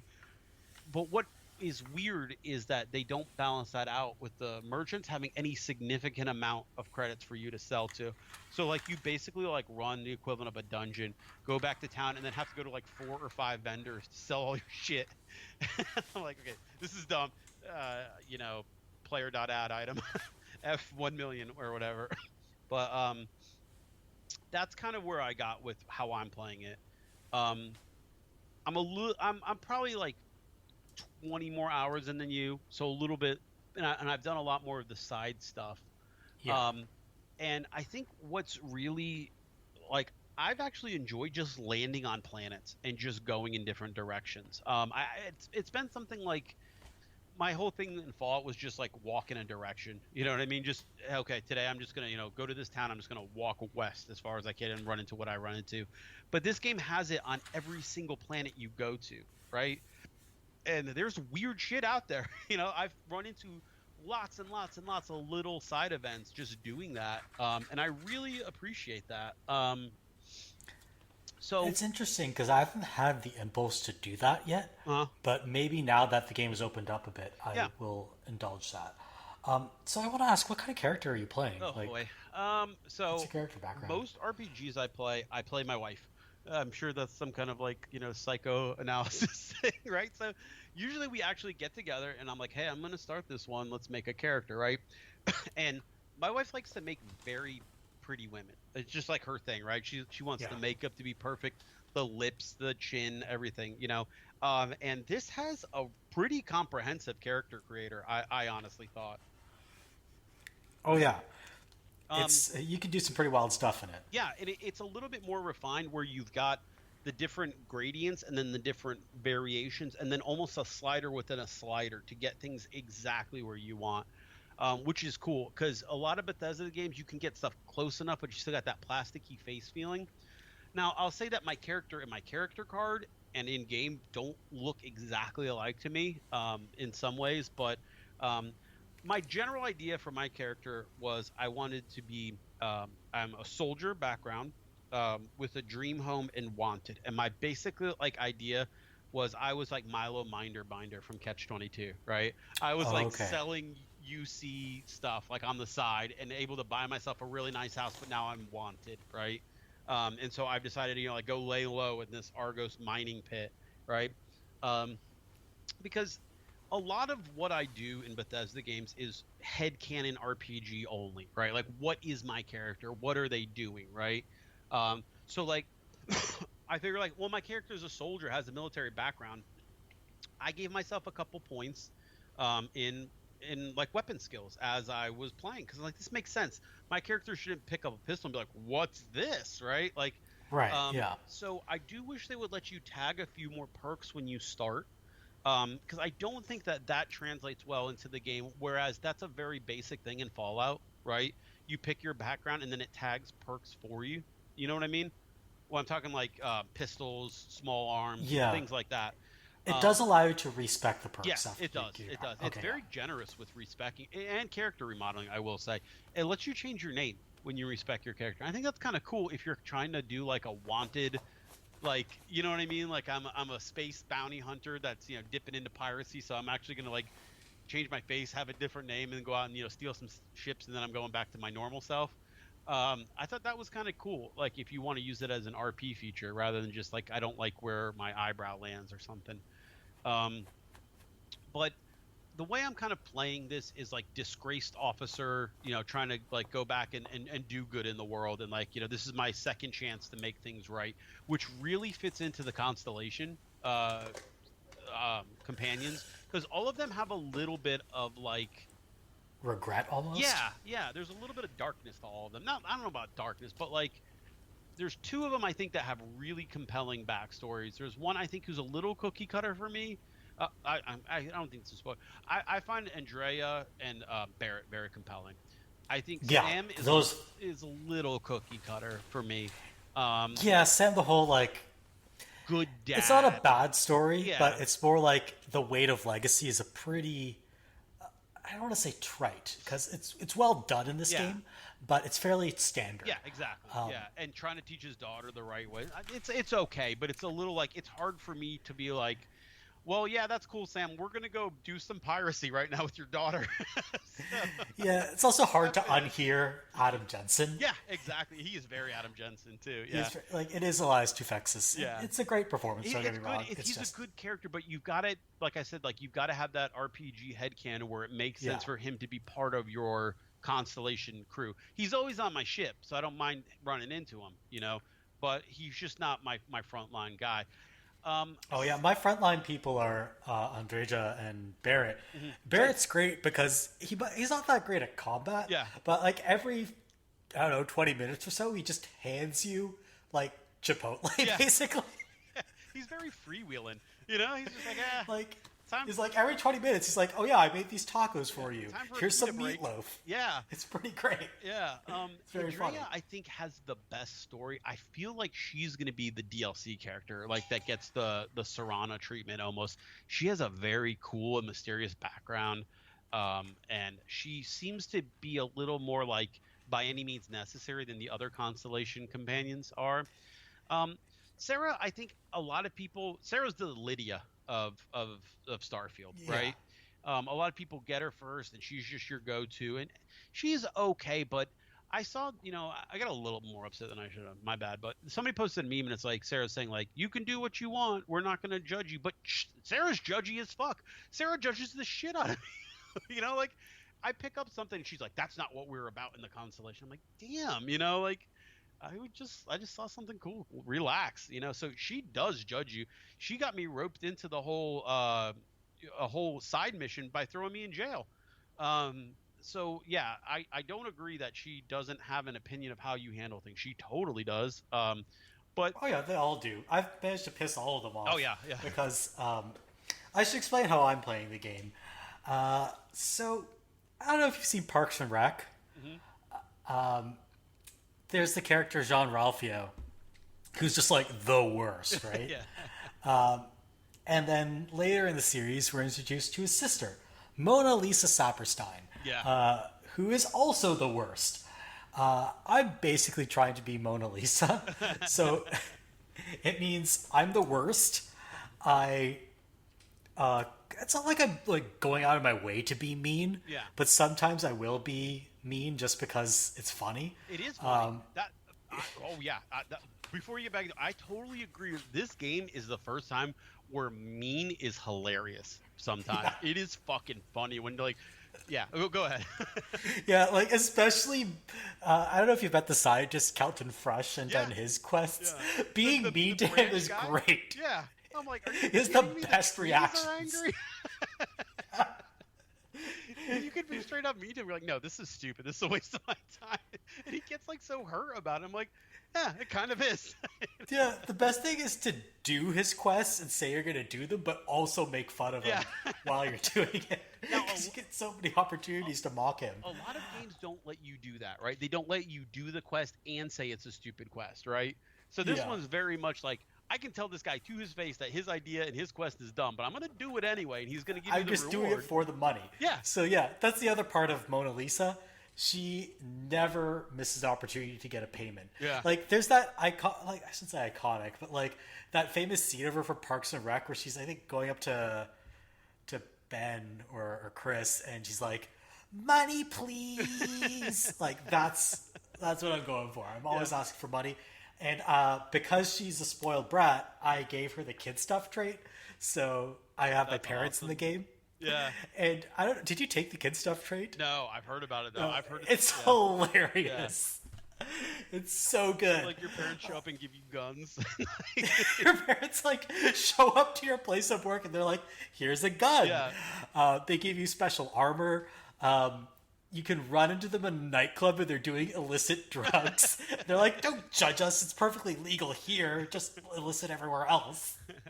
I think part of that is like I think there's this little trend going on where all of a sudden that like I think a little bit Zoomers are realizing that their parents aren't boomers, they're millennials, and we're actually still kind of cool. That's my opinion. I get it. Yeah. I know what I am, but I think we're a little bit cooler than people thought we were still. But I really like that the game at least gives you the opportunity to tell like certain people, like besides what we were saying with the quest and everything, it's very free with how it allows you to interact with just even random non-quest giver, non-people, you'll go talk to somebody and you'll give the opportunity to, like in world, give a quest, get a quest from these random outposts, and it gives you the options to handle those quests differently every time. And I really like that. And not taking the quest is totally an option. And sometimes they'll just say, well, if you get around to it, do the quest. And that to me is a very smart mechanical shift for RPGs just in general, right? It bloats your quest log a little bit, but hey, I don't feel like doing this right now, but whatever. If I get around to it, I'll go find your, I think there was like the Heart of Mars quest that wanted me to go to some cave somewhere. I'm like, not right now, but I'll get around to it. And it puts it in your quest log. I like that a lot. So you're not giving them the choice of do it now or don't do it at all.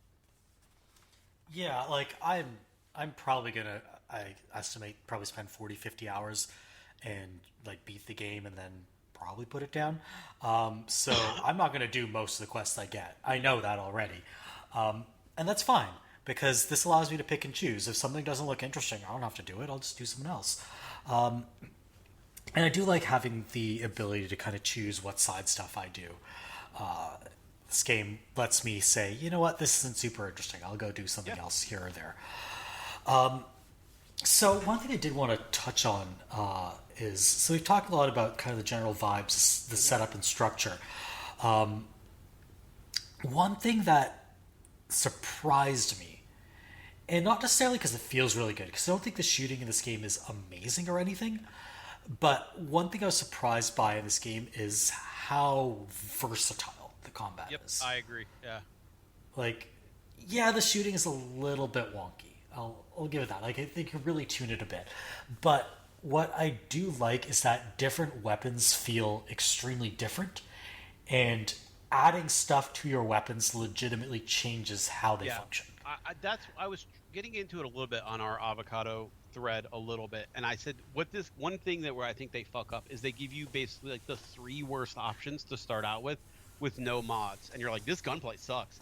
And then like a couple hours into the game you start to mod weapons and shit, and you're like, actually, like, yeah, I can crank some headshots, I can have a stealth pistol, I could have, like, things start to change a little bit. I have an anti-robot gun, I have an anti-xeno gun, things like that really start to open up. I think that Grendel, the Maelstrom, and what's that Eon pistol? Those are like your kind of 3 starter kit pistols, 3 starter kit guns. They just all kind of suck. Yeah, until you mod them up. They're really like, you feel like everything's a bullet sponge, But when you really start to tinker with the system, a lot of people don't know this, but there's also, besides just the modifiers on the weapons, there's also tiers to the weapons, right? Yeah, there's like legendary, epic, rare. Besides that, like that. so that's part of it, right? But there's another part of it. When a weapon drops, like a white weapon, right? It can say modified, advanced, or superior, right? Yeah. So superior does a straight up like 20% buff, and I think it's smart because if you hang on to that white weapon and then mod it up, even though doesn't have the perks of a legendary, you can make a pretty effective killing machine, just from the mods alone on a superior level gun. If you don't need to do anything special, it's just a sniper rifle that just needs to do a lot of big damage to a face. Actually works pretty good to have those types of guns in your inventory too. Honestly, like, you'll just find a lot of modified weapons lying around if you start doing, like, I haven't modded a single weapon yet, because I haven't put any research points into science really, which is the exact opposite of who I am in real life. It also helps that the game gives you a fair share. I mean, I think by the time I was pretty much wrapping up the main quest, I was getting blues thrown at me pretty regularly, with 2 or 3 mods on them. So yeah, and they like I said, completely changes how you play. I went from like this useless pea shooter of a semi-automatic rifle to like, oh man, I have a scope and this thing zooms way in and it does massive damage. It's fantastic. I'm really enjoying also how like tactical this game is. Like, some of the enemies are dumb as bricks, but they will often do things like they'll retreat. Yeah. They'll go hide away from you if they're about to die. I saw one where I was fighting one at like an outpost, and he boosted up to get like a higher angle on me. I was like, all right, I see what you're doing here. They really exploit verticality, yeah, which I think is super neat. Because like, The previous Bethesda games, especially like Fallout 3, extremely flat in Yeah. terms of encounters, right? Like, they don't use height at all in that game. And New Vegas tries a little bit, but does not succeed in really dealing with elevation. Here, they've really made it a core part of the level design. So, like, you'll go through mine shafts, and there'll be enemies below and above you. You'll be sniping at them from below. You'll be being attacked from above. It's like good FPS encounter Yeah. design. And the fights feel totally different depending on the gravity levels Oh yeah, of fights. Like if you go fight on like a low grav planet and like they're getting above you and they're jumping and they're hopping and it's like you feel like you're fighting like fleas almost. Like they're just literally like, surrounding you. And that's a cool feeling where it's like, oh shit, I gotta take these guys down fast because they're kind of ending up everywhere around me, and they're getting and then vertical there's in areas I can't get to unless I run through them. yeah, and then there's fighting in Zero G, Mhm. which is a completely different Oh yeah, beast yeah, because the cool thing that they do, which I really should have expected they would do, is Newton's third law of motion, right? Like you you fire a pistol, you're gonna get knocked back a little bit. yeah. You fire a shotgun, And that you thing is feel it. gonna that thing is gonna propel you backwards like a rocket. And so like that's what I was doing in the 1-0G fight I had is I was getting up close to enemies with a shotgun and then using the shotgun blast to put me out of their Yep. range. Yeah, it's really funny to do too. So it's like in and out, in out, in out. And then the thing that I did that was so crazy to me is I didn't even think about this. I went and used a laser in space. I'm like, huh, I'm not moving at all. And it's like now you've got almost like a whole genre or, like a whole subgroup of weapons that have become my space fighting guns. Yeah, because you're like, I don't want to be ping ponging around all over Yeah, the place. I thought the ping pong was fun. I'm also playing on normal, not like hard. So ping ponging is just like it fun. is It fun. doesn't, Yeah. yeah, really Um, hurt me. But yeah, if I wanted to like be really precise and not burn through health packs, yeah, take out the laser weapon and start like one shotting them with your like modified. What's the laser weapon called? I forget. Orion, that's the one I use. Orion. Yeah. I Orion's like think I'm the using an machine gun Eclipse. one. Oh, yeah, yeah. Yeah, That's a pretty it's a cool one. pistolish one. Yeah.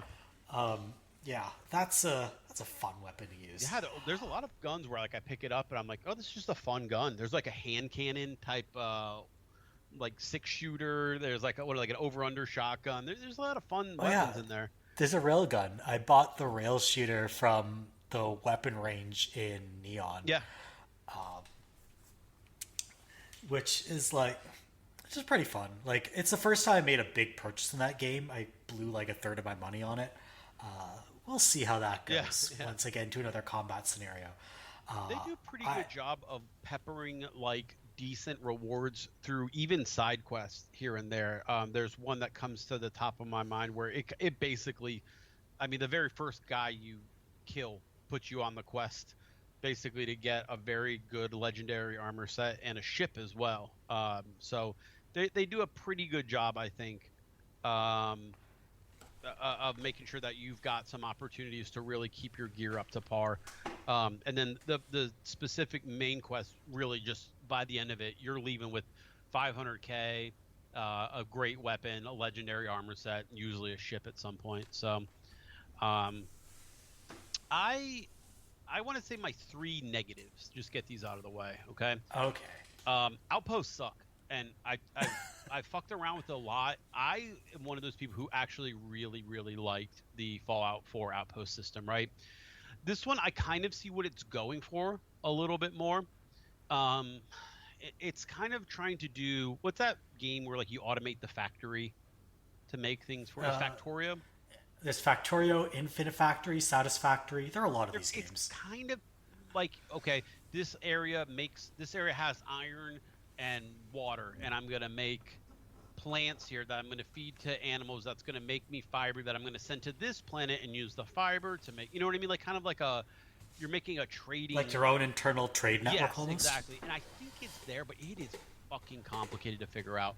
And it doesn't really throw settlers at you, so you have to do a lot of it with robots. You can send some of your people, and you'll get a few characters that you'll meet, and it's like, okay, this is a settler. But Outposts feel very half to bake to me compared to what Fallout did, and I feel like they wanted to split the difference and make it not so granular and like you're building individual walls and floors and stuff like that, and more have you build like make the choices for the production nodes and things like that. There's no real defense setting for outposts anymore. They don't seem to get raided, at least that I've experienced. Um, they don't have food anymore that you have to make. They don't have water. Really, the only thing you're really focusing on is power. Just as long as there's enough power to run stuff, everybody seems to be pretty happy with everything. Um, so they've really simplified that, and I think there's a part of the fan base that maybe does like it. But I feel like they chose the worst of both worlds. They didn't keep the Fallout people happy, and they didn't make any new converts to the system because it's just too complicated and it's too much. So I wouldn't be surprised if there's an equivalent of a DLC that just really digs into an outpost, because I do want to make outposts. I think it's a very cool idea to basically settle in an area. And one thing there's got to be, and this is probably going to come from a mod or something, they really lock you down on what you can build in the outposts without research projects, right? But in the early goings, those research projects are like, well, I'm not going to make a poster for my outpost. I'm going to make a better gun. Are you crazy? So, but if they intend Outpost to be a part of this game, that's going to be like late game type stuff where it's okay in the beginning of the game to make some money off of, but it doesn't do what I think they want it to do, which is give me easy mats to farm up, because I need hard mats to make the robots, to make the things, to make, you know what I mean? So Yeah, it's almost like the old joke of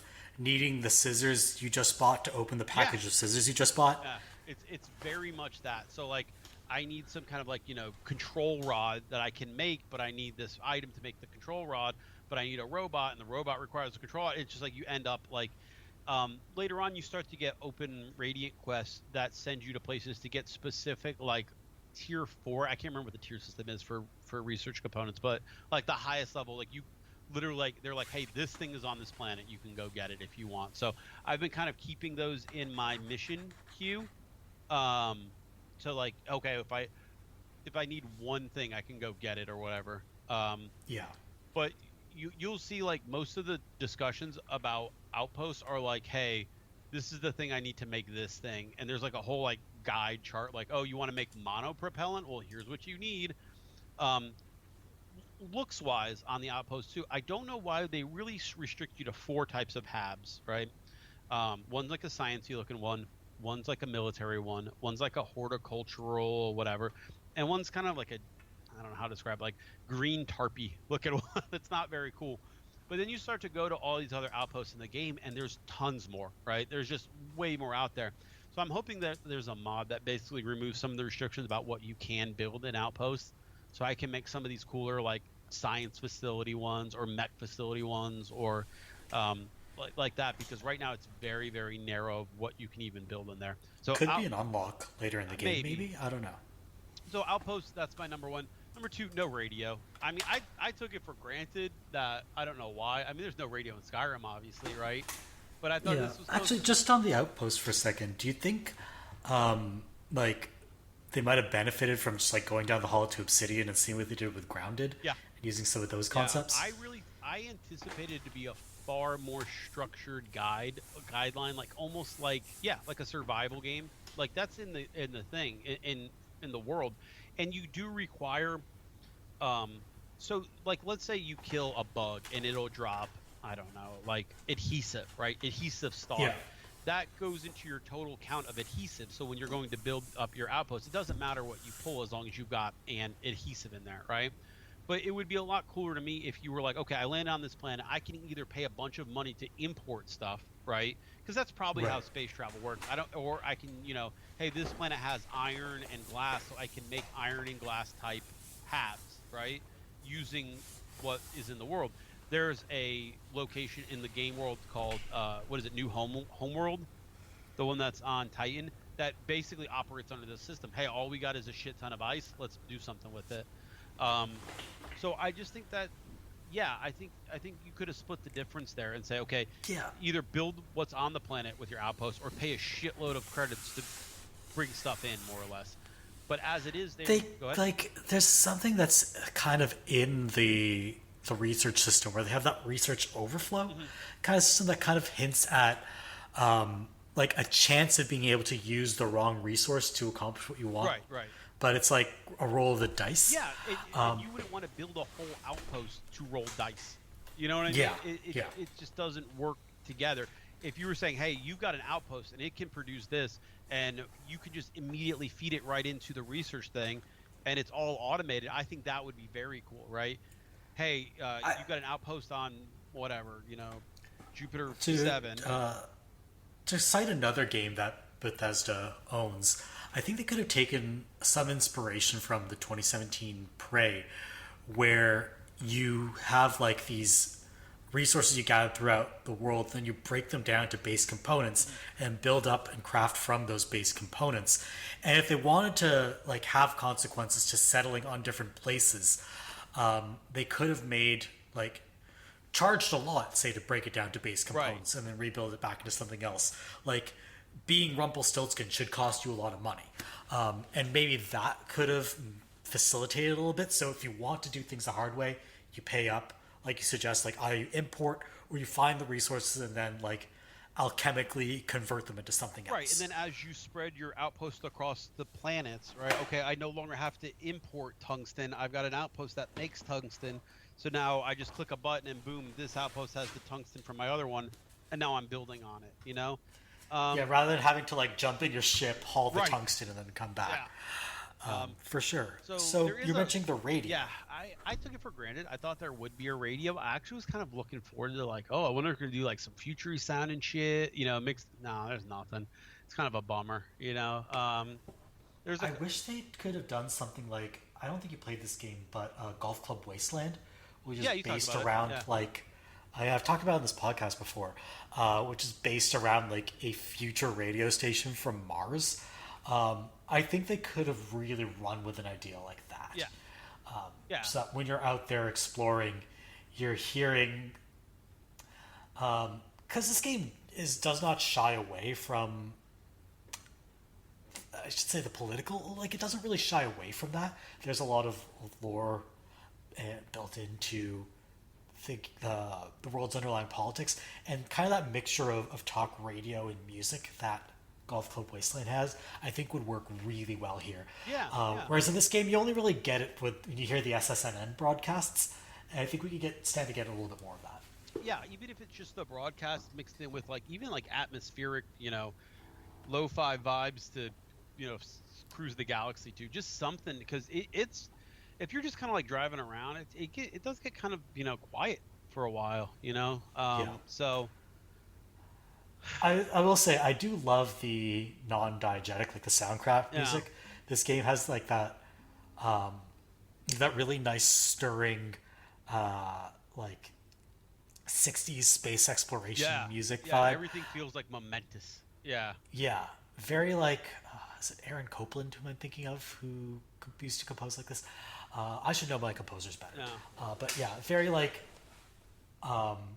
American space age exploration. Yeah, they really captured the game music is great. I'd be fine if you just played the soundtrack in the ship half the time. You know what I mean? But there's some really cool sounds. It's just, oh boy, I would like to have something when I'm cruising around my ship, something to jam out to. And this is one of the things I'm 100% modders are going to have out very shortly. I mean, even if they just import just straight up the Fallout radio, I wouldn't be surprised, because a lot of this stuff is just waiting for a creation kit to hit, which supposedly I think early next year is what they're citing for. That's pretty fast for Bethesda to get the creation kit out that fast. I'm thinking it's probably going to be someone's going to mod in like the custom radio stations from the GTA games. Yeah, that'd be awesome. So you could just like load up your playlist. Yeah, you could do that with there's a couple mod packs in Fallout that did the same. It was a little complicated because you had to like convert things and stuff. But the last thing that I think I'm going to chalk down as a negative, I kind of mentioned this before, I think the companions need a little bit of a tuning pass for their morality checks. Now, I see where you're going with this. I fuck around a lot with like the engine, and this is the first time where there's been an anger level, right? So like, sometimes you'll do something, it just seems minor, and like your companion's like, fuck you, I'm never talking to you again, and they literally just leave for like 2 days, and you're like, there needs to be some kind of middle ground. It's like, look, I stole a bitten sandwich off the table. My bad. Let's get back to saving the galaxy now. I do think it just sometimes it's just unbearing, like how much you can piss them off doing something so little, right? Um, but I just a little bit of like a little bit of leeway, like, hey, don't do that again. Like maybe just like a slight annoyance type talk rather than the full on I hate you Like, forever. move the meter 2 points Yeah, instead of 5. Yeah. exactly. I shoot a guy in the back of the head. Okay, I get it. I get why you're out of 4. I was in that Freestar area, Keela City, and as soon as I walked in that little museum, they have something fell, and I was like, oh, I'll pick it up, right? Like use not even looting it, but like holding E to like how you can do and like pick it up and move it, and I didn't know you could do yeah, you can that. hold E and you can move items instead of The game never told me yeah. that. Well, this yeah. And you can Game rotate it prompts? with mouse wheel and then shift. It rotates at different axes. So like when you're decorating your house, if you want stuff to kind of like be right side up, that's how you do it. Um, so I went to go fix this thing that fell down, and the museum person was like, "Stop! Don't do that!" And I got like a $400 or 400 credit fine. I was like, "Whatever, pay it." I got out, and it's just like Andrea, like, "What the fuck? Why would you?" I'm like, "I saw you shoot a person in cold blood the very first Yeah. time we met, and you're doing this to me right now." Like, I moved Oh, something in a speaking museum. of that quest, so I was a little annoyed with that quest because just that's like the quest you do for Kelton Fresh, where he Yes, sends you yeah, to Aquila City yeah. to Pick up a pick up the branch. branch. Yeah. Yeah, I thought the branch ornament that was elsewhere in the museum was what they were talking about, so I stole it. Oh, And I didn't realize that stealing it did nothing, and that was really a second secret branch that was hidden in a yeah. safe. The safe That was behind what I it. was supposed Yeah. to get. So, I mean, I just sold the artifact in the end. But So, it's a weird didn't really feeling, matter. right? Like when you're like, well, I thought shit. I was being clever. Yeah, And yeah. apparently, I wasn't. There was many parts about that, but I just think you don't need to go from 0 to 100 every single time you do Yeah. something kind of minorly against the law. Now, I played a lot of. One of the things I think maybe that's changed since Skyrim is I've kind of become accustomed to companions, right? And Bethesda's aren't super companion based games, right? Like you maybe rolled around with Lydia, but she was useful-ish at best, right? Uh, She was your yeah, sword and shield. and like there was a couple other characters. It would be cool to have them, but like I feel like with Starfield, I always have a companion. Every now and then, I'm like, all right, everybody leave me alone. Like I literally have a second ship I built just for like get the fuck away, like a one-person ship. Um, it's Wait, interesting. am I ever going to run out of space on my ship? Because I keep recruiting people. Yeah. So there is a perk that allows you, I think, 8 people on your crew. And then you can have up to 8 people. So it's like a skill. I think it's called pilot. No, it's not piloting. It's something in that green skill tree that'll let you have up to 8 members of your crew. And then as long as you have the corresponding amount of livings quarters on your ship, you can have 8. There's also a console command you can do to add up to like I think 40. So um, that's not a. I mean, again, I know it's cheating, but I think I kind of like I think I added 20 to my ship. I automatically had 8, and then I was like, I just got annoyed trying to find out where people were. Sometimes if I wanted to rotate them in and out, and just having everybody on the ship felt so more natural to me. And like, I don't feel like Oh, so they'll still be part of your crew. They just just won't be they're on your just ship. They'll be right. elsewhere. So if you go above the number that you have, they'll go back to wherever they're from usually, right? So Okay, if but you you can still like just go talk to them yes, and exactly. You deal can with still them. recruit them. They're still Okay, part of great. the crew, but you have to manually fly back to the lounge and tell Sam get back on the ship basically, and then sort out, like remove the shield specialist or whatever that you found. So I found I was kind of juggling a lot of that a lot, and Yeah. it was annoying to me. So I gave myself some more crew spaces just so I could always have everybody on the ship. And I don't feel like having 10 people on a ship is fucking crazy. I don't know why. That seems like what every ship I can think of in sci-fi has at least 10 people on it. Um, like my cockpit seats 7 alone. Why would I only be able to have 5 people on the ship? Whatever. So yeah, I gave myself a little bit extra leeway with just having the people on the ship. I think that perk honestly should probably start at having 5 people level 1, and it should probably go up to about 15 by perk rank 4, because just having to go back and forth to get people on your ship is annoying, you know. Yeah. Um, the getting a little into kind of the feeling of the game. A lot of people talk about exploration in games, and like it doesn't always hit for me, right? This is the first game where like I legitimately feel like I am exploring places, right? Like I am going out and finding things and doing things, and the stuff that I'm finding is cool to me. I feel like I'm the first person who's seen this microbial colony of whatever, and I like it. I feel more like I'm exploring in this game than I did, like, for example, No Man's Sky, because I do sometimes find ruins or people who were there, or like life, or different things like that. I do like it. So I like just flying from place to place and seeing what's there. For me, I'm really enjoying exploring the more like handcrafted Hmm. environments. I think New Atlantis is one of, I should say, one of the most interesting. It still feels very video Hmm. gamey, but I like that I can see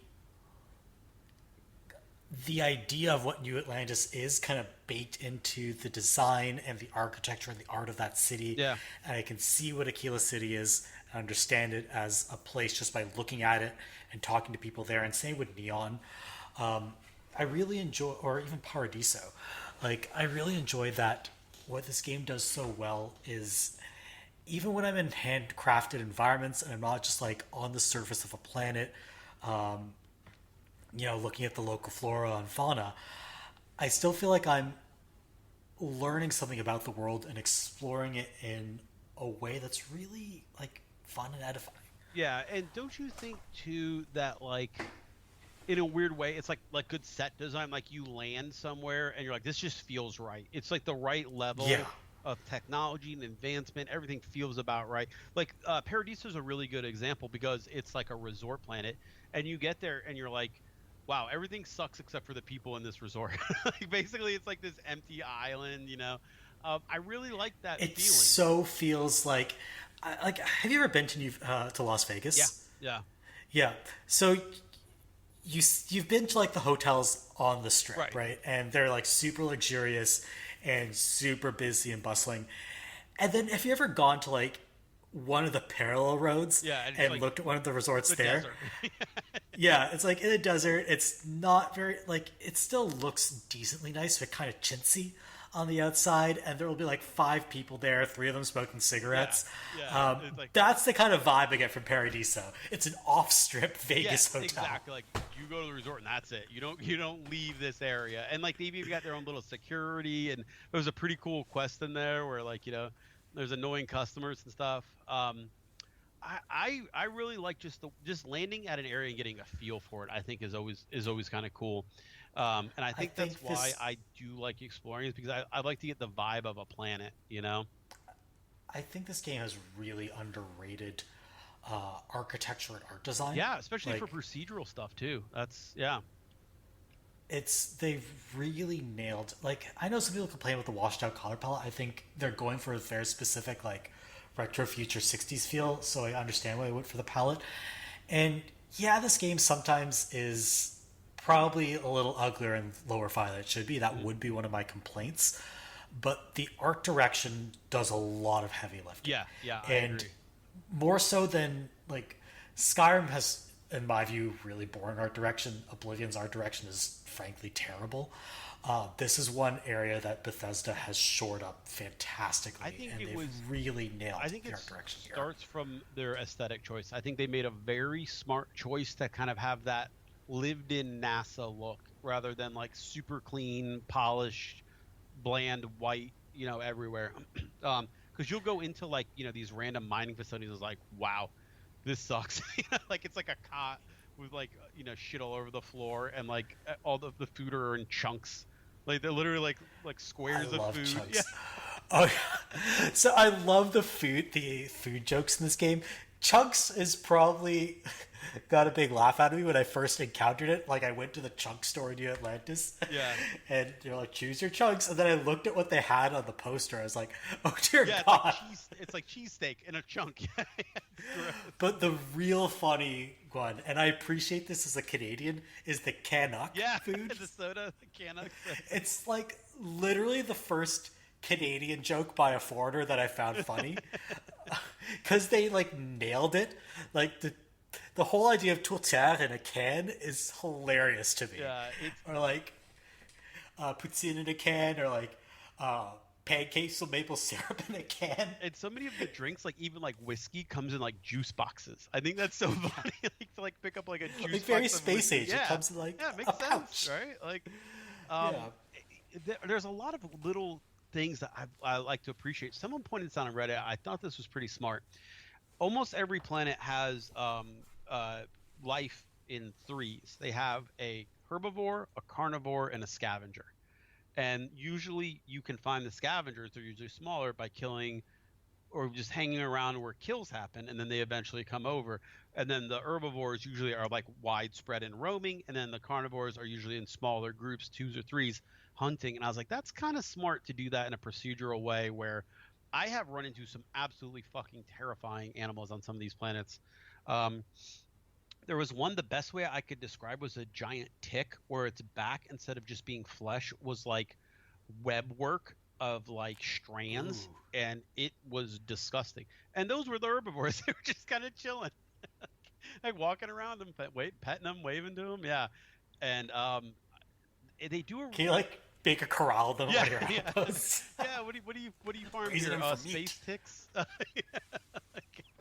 Hey, they like freeze-dried worms are a big component of the cuisine apparently in Starfield. Yeah, they like to point out a lot of that stuff. It's a really cool exploration thing for me, but the knock I'll give it on the exploration is I kind of get what they were going for with not having a vehicle, and I've been seeing a lot more complaints about not having a vehicle. I'm not exactly pissed off about it, because the jetpack in general does kind of meet that that middle ground of needing a vehicle. But I do think it would be cool to just, spin out, burn wheelies around the moon or something. So I do hope that they Just give me the Mako, Yeah. right? yeah. Elite Dangerous has these things called scarabs, and they're just basically like moon dune buggies, and I'd be fine even with that. I don't need it to be guns and stuff. I just like driving around. I do think they've been pretty fast and furious on the patches, so I'm starting to think that maybe maybe there's some hope for some of these things, kind of player wishes, getting made into the game. Yeah, I think they'll probably patch in, like, I'm sure they'll fix the major audio bug that like 50% of people are having. And maybe they'll patch in some UI fixes. Yeah. UI, a little confusing at first. I got the hang of it. I wouldn't agree that at hour 20 you should be confused by most of the UI anymore. I will say, like, one bad design element of the UI is if you can't do something and you're clicking, say, in the bottom left of the screen, the explanation appears in the top right and you might not see it because you're looking at the bottom left. Yeah. So that confused me a few times. The big UI knock that I think can't get fixed through the game is the lack of a map in the cities. Yeah. That really would be helpful. I don't get the decision. I mean, I think it does. The one like caveat was I do think it feels more like you're exploring when you don't have a map, right? Like, okay, there's a settlement there. I'll just walk over to that. That doesn't feel like you're exploring the planet if you've got literally a map of the planet, right? But I do think when you get into the inhabited areas or planets that already have, like colonists and stuff, give me at least a map of that area, Yeah. Even though the maps are broadly kind of useless, in the open planets, I definitely don't see a reason not to have one for the cities or the colonized areas or stuff like that. That just seems kind of like we couldn't figure out a solution to have one of each, For New Atlantis and Neon especially. Yeah. And I get that if you go into your scan, you'll get a waypoint to your next objective. I get the substitute, but it feels like a workaround for something that would be more fun if you could just like open up a map of the city. Because the RPG part of me wants to walk from these places to places. we should probably say that eventually you can just fast travel them. You don't even have to look at them. Oh, yeah. You just point in the direction and fast travel to it. But I do I like fast travel yeah. constantly. Like, I mean, my other major complaint is I don't like the space combat at all. Nah, yeah. I wish it were more arcadey. Um, I think they should have gone more arcadey with it, but I understand different strokes for different folks. The one like fundamental problem I have with the game, and I want to be careful how I phrase this because it could come across as a lot harsher than I intend. It's that I think the game, and I alluded to this earlier, I think the game is a little conflicted about what it wants to be. Like, it's almost as if Bethesda started off making a BioWare game, and midway through development was like, wait, we're actually Bethesda. We have to put all the Bethesda stuff in the game. And so they put all the Bethesda stuff in the game, but it's also kind of Bethesda stuff layered on top of BioWare stuff. And I wish that they'd had the courage to, like, stick with the BioWare stuff almost. You know what I mean? And again, like, the Bethesda stuff they layered on top isn't bad. It's not bad by any means. Like, there is bad Bethesda stuff, don't get me wrong, but this isn't it. This is, like, mostly good Bethesda stuff. But it does feel like there's kind of a conflict. I wish the game, I almost want the game to be a little more directed. Like, push me a little bit more. As much as I appreciate that freedom, I kind of wish that they'd, like, really stuck to their guns of telling a complete story and then, like, building up all the stuff on the side at a certain point. And I think maybe I'll feel that now that the game has opened up quite a bit. I'd be interested to see, like, if we check back in next podcast to see where you went with that, because I guess maybe transition a little into spoilers here. So yeah, actually, let's do that. Let's actually, in fact, why don't we take a short break? Okay. And when we come back, we will transition into talking a little more spoilerific. Not super spoilerific. We're not going to spoil the end of the game or anything, but a little more spoilery about the plot of the game when we get back.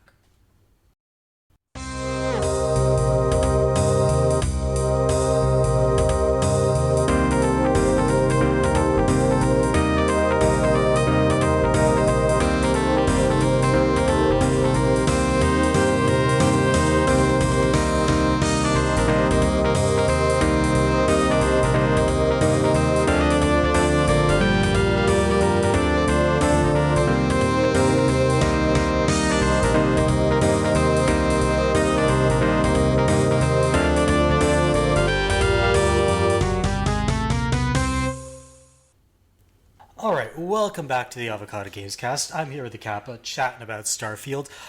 We're now into the more spoilery section of the episode. So if you don't want really any major story spoilers, then here's a good time to just fast forward to the end. But for those of you who are sticking around, we're not going to spoil the ending, mostly because I haven't reached the ending yet. Yeah. We're going to spoil a little bit of faction stuff. And we're going to basically spoil everything up till the end of the quest called Into the Unknown in the main story, but we're not going to go much beyond that. So if you're worried about us spoiling like the last third of the game or something, no, we're not going to do that. So, Cap, you said you wanted to touch on something interesting that the story does. Yeah, so, you know, they've dabbled in this before, Bethesda has, with basically cribbing from other genres. I think the Dunwich building is probably the best example, right? Where you've got kind of like a, hey, this is a throwback to Lovecraft, and you know, in this building as kind of like a side mission. There's one side mission that I have absolutely loved. Wait, which game is the Dunwich building? I want to say it's Fallout 3. It's called the Dunwich Borers, and like they're digging a hole and they unearth an obelisk, and it gets very Lovecraftian really quick. So that's kind of highlighted as one of those like, hey, Bethesda actually can do some stuff, you know, when it comes to throwing a curveball to some of it. The one that I found in this game so far that I really loved, and this is have you had any interactions with Grandma yet? Grandma? Yeah. No. Okay. What planet is she on? That's the thing. So you find her randomly in space, right? And like it's kind of like you run into Grandma, and it's like, hey, I don't like talking on this thing. Come on over to my ship. I don't like using these intercoms. Come on over. And you're like, fuck, here we go. You know what I mean? I'm going to get there and it's going to be. And dude, it's just the grandma that cooks you dinner. She's like a space grandma. And she's like, yeah, I don't talk to my grandkids much. I got a bunch of money saved up. I just decided to go out and tour the stars. But like, it's kind of setting you up for it to think it's this like You know what I mean? Like this betrayal. No, it's literally just like, Like it's almost like it's playing with horror yes, yeah, tropes, and like, like Gone Home yeah, and like almost. you dock with, you're like, what? Okay, I got my gun out, and it's like, nope, she's cooking you dinner. And then they do some horror stuff, obviously, in the game. But the UC Vanguard quest, to me, I said it was a highlight earlier. I said it's my must play every time. It's Aliens, and if it was made as a movie, I think it would be the best Aliens movie since two, probably. Have you done the UC Vanguard quest with the No, the only Terramorphs? I've done the first part where I killed the Terramorph. Like that's kind of the Jurassic Yes, Parkish yes, quest. yeah. I've done the one on Tau Ceti, but I haven't Good. gone further Keep than up with that. that. It starts to slowly transition to Alien, and it gets good. Like, I mean, we're Okay. we're doing some stuff, and that one I think is a really cool example. I think of how they can handle a faction quest and get weird enough with it where you feel comfortable. The other one I really want to highlight, and I'm not going to spoil even you on these. Hopefully, that's not a spoiler. It gets Alien. I don't. Okay. Um, Yeah, not a huge spoiler this because other I haven't one seen is Alien. Don't tell anyone. the Cis Def versus Crimson Pirates quest. You can enter that faction kind of either way, right? And I think that's Either yeah, get caught breaking the law, yeah, or if you go far enough with the UC Vanguard quest, and they tell you to go yes, undercover. exactly. And I thought that was a really cool way to do it. It's like, hey, it would make sense if all of a sudden you defect and start looking for credit. So why don't you go out there and start talking to the Crimson Fleet? And the Crimson Fleet, I thought was going to be kind of their dark brotherhood, like real dark and angsty. It's not. It's kind of goofy. It's a little more Goonies than like, hardcore. And you're basically searching for like this, ghost ship kind of thing, this lost treasure. Which I think really leans into the space pirate thing in kind of a funnier way than I expected. I expected it to be a little more like angsty, dark, oh, we're out here killing, and no, it's not that at all. It's way more Goonies. And some of those characters you meet in the Crimson Fleet are really fun, and it is a decision to make on which side you go with, because what they're doing is bad, but what they're looking for and kind of how they're going about it is almost kind of endearing. Like you think of this big bad group of space pirates and they're looking for like this lost ghost ship. It's kind of cool, right? um You know what this is reminding me of? It's like if the Crimson Fleet were just the grunts from the Covenant in yeah, Halo. exactly, yeah, that's a good way to put it. Like just the funny Yeah. guys. You're like, oh yeah, because they don't have, that's how you got to do a pirate faction. Is like there's no rules, there's no whatever. Everybody's just there to have a good time, and they all know they're going to get blown up eventually. But and then when you're the undercover person in the midst of them, you're like, these guys are harmless. Like, if they present them as a galactic threat, it's an easier decision to make, right? But like it's kind of like, man, these guys are goofballs. They're lovable goofballs. It'd be a lot easier to just let these idiots go. They're not really out there. They aren't killing people, don't get me wrong, but you know what I mean. It's not. I thought they were going to go way harder with it than they did. Um, so yeah, I really enjoyed those three faction lines. Every faction one I've done has been. Now you did Ryujin. I haven't done that yet. Oh yeah, I've done the one you haven't done. Yeah. Because I just decided to start messing around on Neon, and I think some people would consider this, and understandably, a weakness of the game. Neon feels like it's lifted from a completely different game. Yeah, it does. Like it doesn't Yeah. feel like you're playing I feel Starfield like when you're you're. Cyberpunk or something, right? It really does. It feels like you're playing a completely different cyberpunk RPG. I think that's really neat. I think it's super cool that this game has these different modalities that you can switch between. And so I decided to do the Ryujin quest because I was there already for something else. I was like, I might as well do this quest. And it's just like corporate espionage. Yeah. You're breaking into people's offices and uploading viruses to their computers and finding ways to, quote unquote, take care of business. It's so far, it's like almost self-consciously, almost schlockily cyberpunk. Yeah. Like almost cyberpunk to the point of parody of what like people the think of. street drug of choice on Neon is very like Blade Runner-y. You know what I mean? It slows down time, like in Dread and like all this other stuff. And you're allowed to do it. You're just only allowed to do it here. And there's obviously a whole system worth of people stealing it. It's got this system where they get the power from lightning strikes, and it's got everything you could want in a cyberpunk setting. It's gloriously neon too. I mean, the second you walk in, it's like, get ready, you're getting kicked in the eyes. Like, I would say, just to compare it to Aquila City is supposed to be kind of like this Western themed Yeah, thing, very but Firefly. it feels, yeah, it is very Firefly, but it feels like it's more of a piece with the rest of the game. Like, this is just kind of what would naturally arise based on the people who came here. Neon feels like very self consciously, like the game is both self sending up and celebrating Yeah, cyberpunk as a yeah. genre.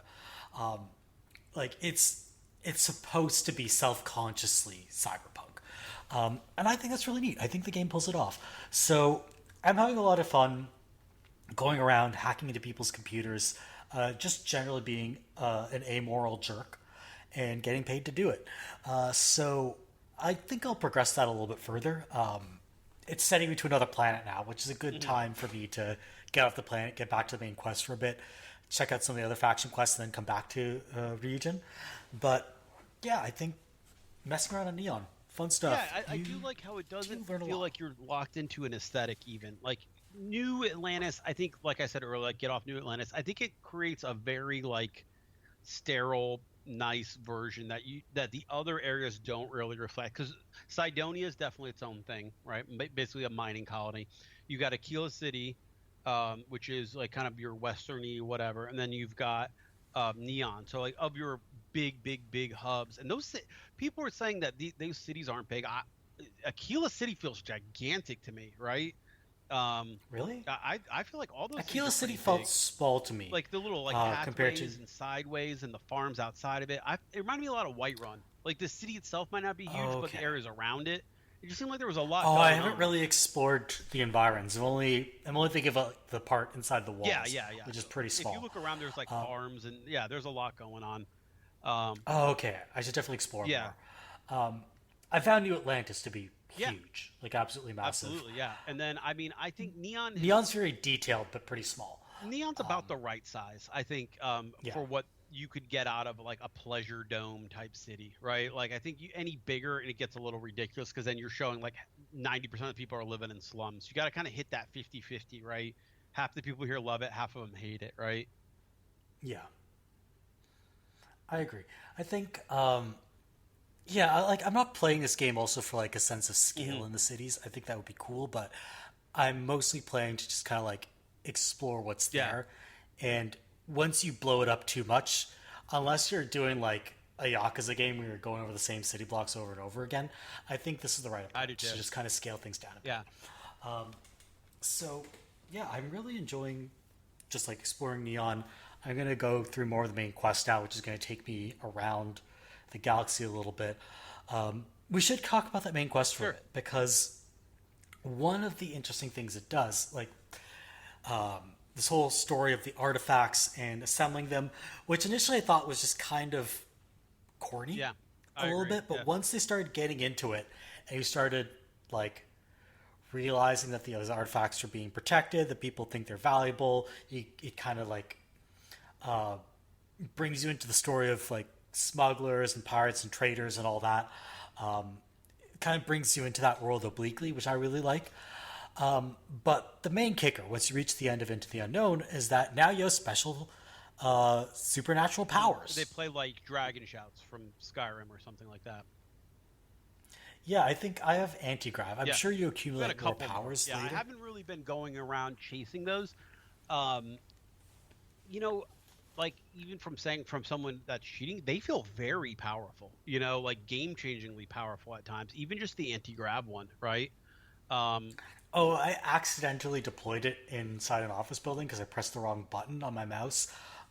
And like I was standing in an office and like half the people lifted off the ground and then everyone started yeah, screaming at me and security came and like kicked the shit out of yeah. me.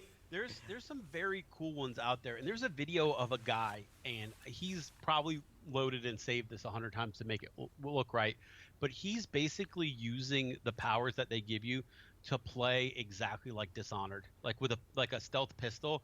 He's like zipping across, blinking across, lifting people in the air, shooting them in the head, re-envising. I mean, like you can get crazy with these powers. Um, I this is touchy. There is a new game plus in this, right?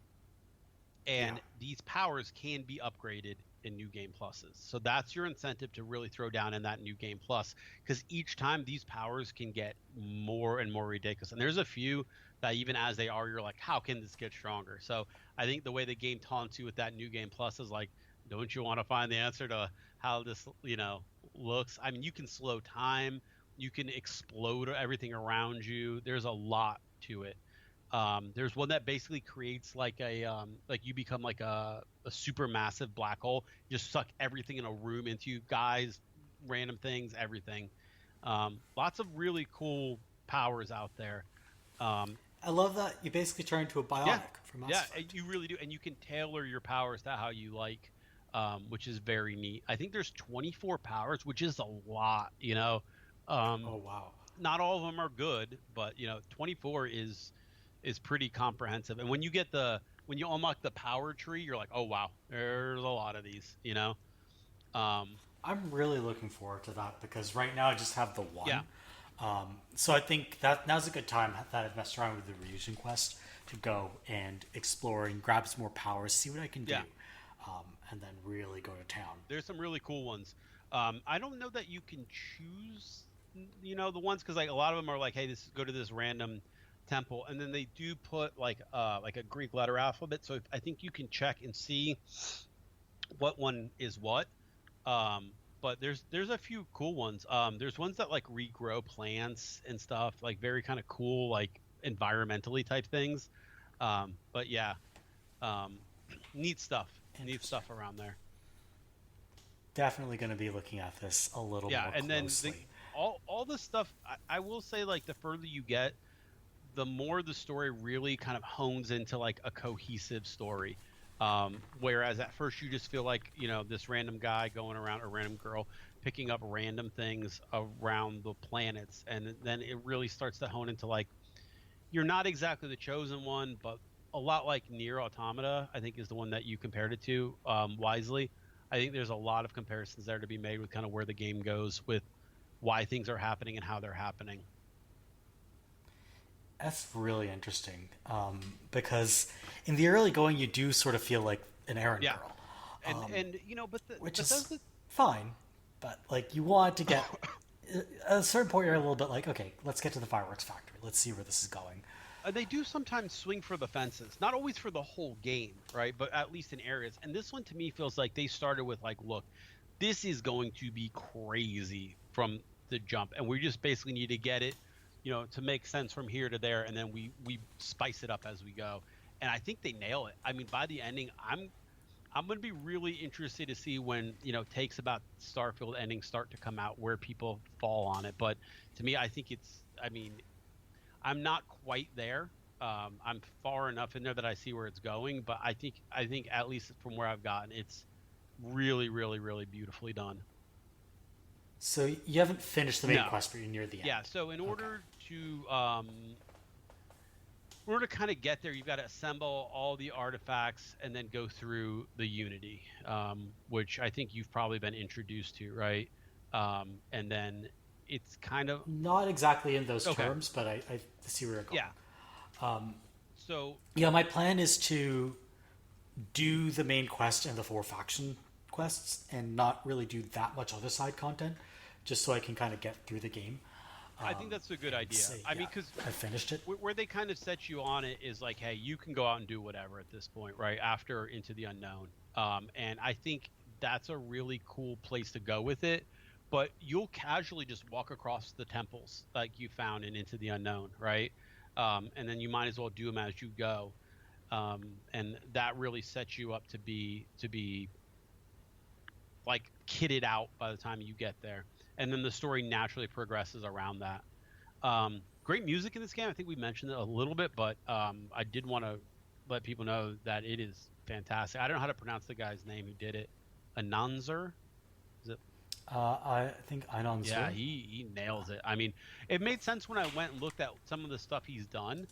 It's a lot of space stuff, like a lot of like Star Trek and stuff, and I think he did like a lot of the early Icewind Dale games and stuff like that. So he really, there's parts in this game where the music hits and like you're like landing on a planet and you're walking around. It's really, really, really good.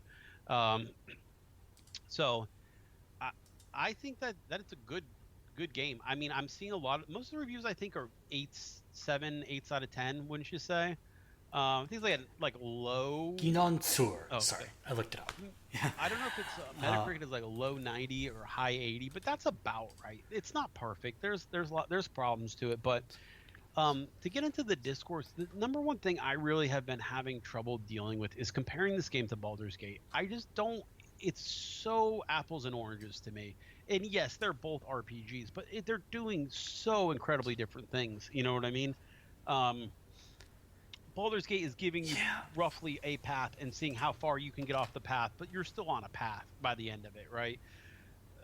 I don't feel like that path is ever available to you in Starfield unless you're absolutely looking to do it. Otherwise, you're playing a shipbuilder game. You're playing a shooter. You're playing a. There's so many different genres at play here. I mean, you can even build cities if you want, or whatever. There's just a lot going on there, and I don't think it fits neatly into like any one type of game. I think you could say it's more No Man's Sky than RPG at times, right? Or it's more of an FPS even than a RPG. Sure, I mean a lot of it's going on in a lot of directions. I don't know that people who are trying to lock it into one particular spot are really doing the thing that they think they did, was just shitting on the game by comparing it to a better game. For me, I think it is fundamentally an RPG and has RPG mechanics, but like a first person, also playable in third, but let's be real, a first person action RPG is going to, with a large, I shouldn't say open world, but like vast set of interconnected or levels to choose from, is understandably just going to be very different from an isometric turn-based D&D based party-based RPG. Like these are going to be extremely different experiences. Yeah. I don't think the comparison exercise is wholly like wrong, but also if you're saying things like, well, I think I have more combat options in D&D when I'm approached with a certain combat scenario, I think you're setting yourself up for a comparison that is really easy to poke holes in. One, because you actually do have a lot of options in Starfield, really provided you spec the right way. Also, they're going for completely different game fields. If what you're valuing is like the number of options you have on the table for a combat encounter, sure, by that criterion, BG3 wins out. But also, it's a really bizarre comparison to make because Starfield is going for a very specific, like, you are going to play these combat encounters like a first-person shooter. Like, maybe you can stealth through them, but for the most part, combat is first-person shooter combat. And if you're expecting to be able to, I don't know, like, rig a contraption somewhere else in the level that blows up a barrel that sets up a Rube Goldberg machine that crushes 5 enemies, that's not what makes the combat encounters in this game meaningful. Yeah, and specifically to Baldur's Gate, there was a little Twitter dust-up where Mark Kern, who's kind of just become a troll at this point, right? He's a Gamergate asshole. We don't have to pay attention to him. But he kind of tweeted at the developer from Larian. It was like, see, your game is more passion and blah, blah, blah. I was right, because he was the guy behind the start screen fiasco, right? And like who gives a shit about this guy? Kind of famously, though, like the Larian guys, I like that they push back. They're like, they have passion. I don't know what you're talking about. If you're trying to like be like, our game is better than theirs, we're making 2 different games. And to say that their studio didn't love making their game or that their game has nothing going on is not an argument we're going to entertain. You're kind of setting it up in us versus them, and neither side of them wants to have it.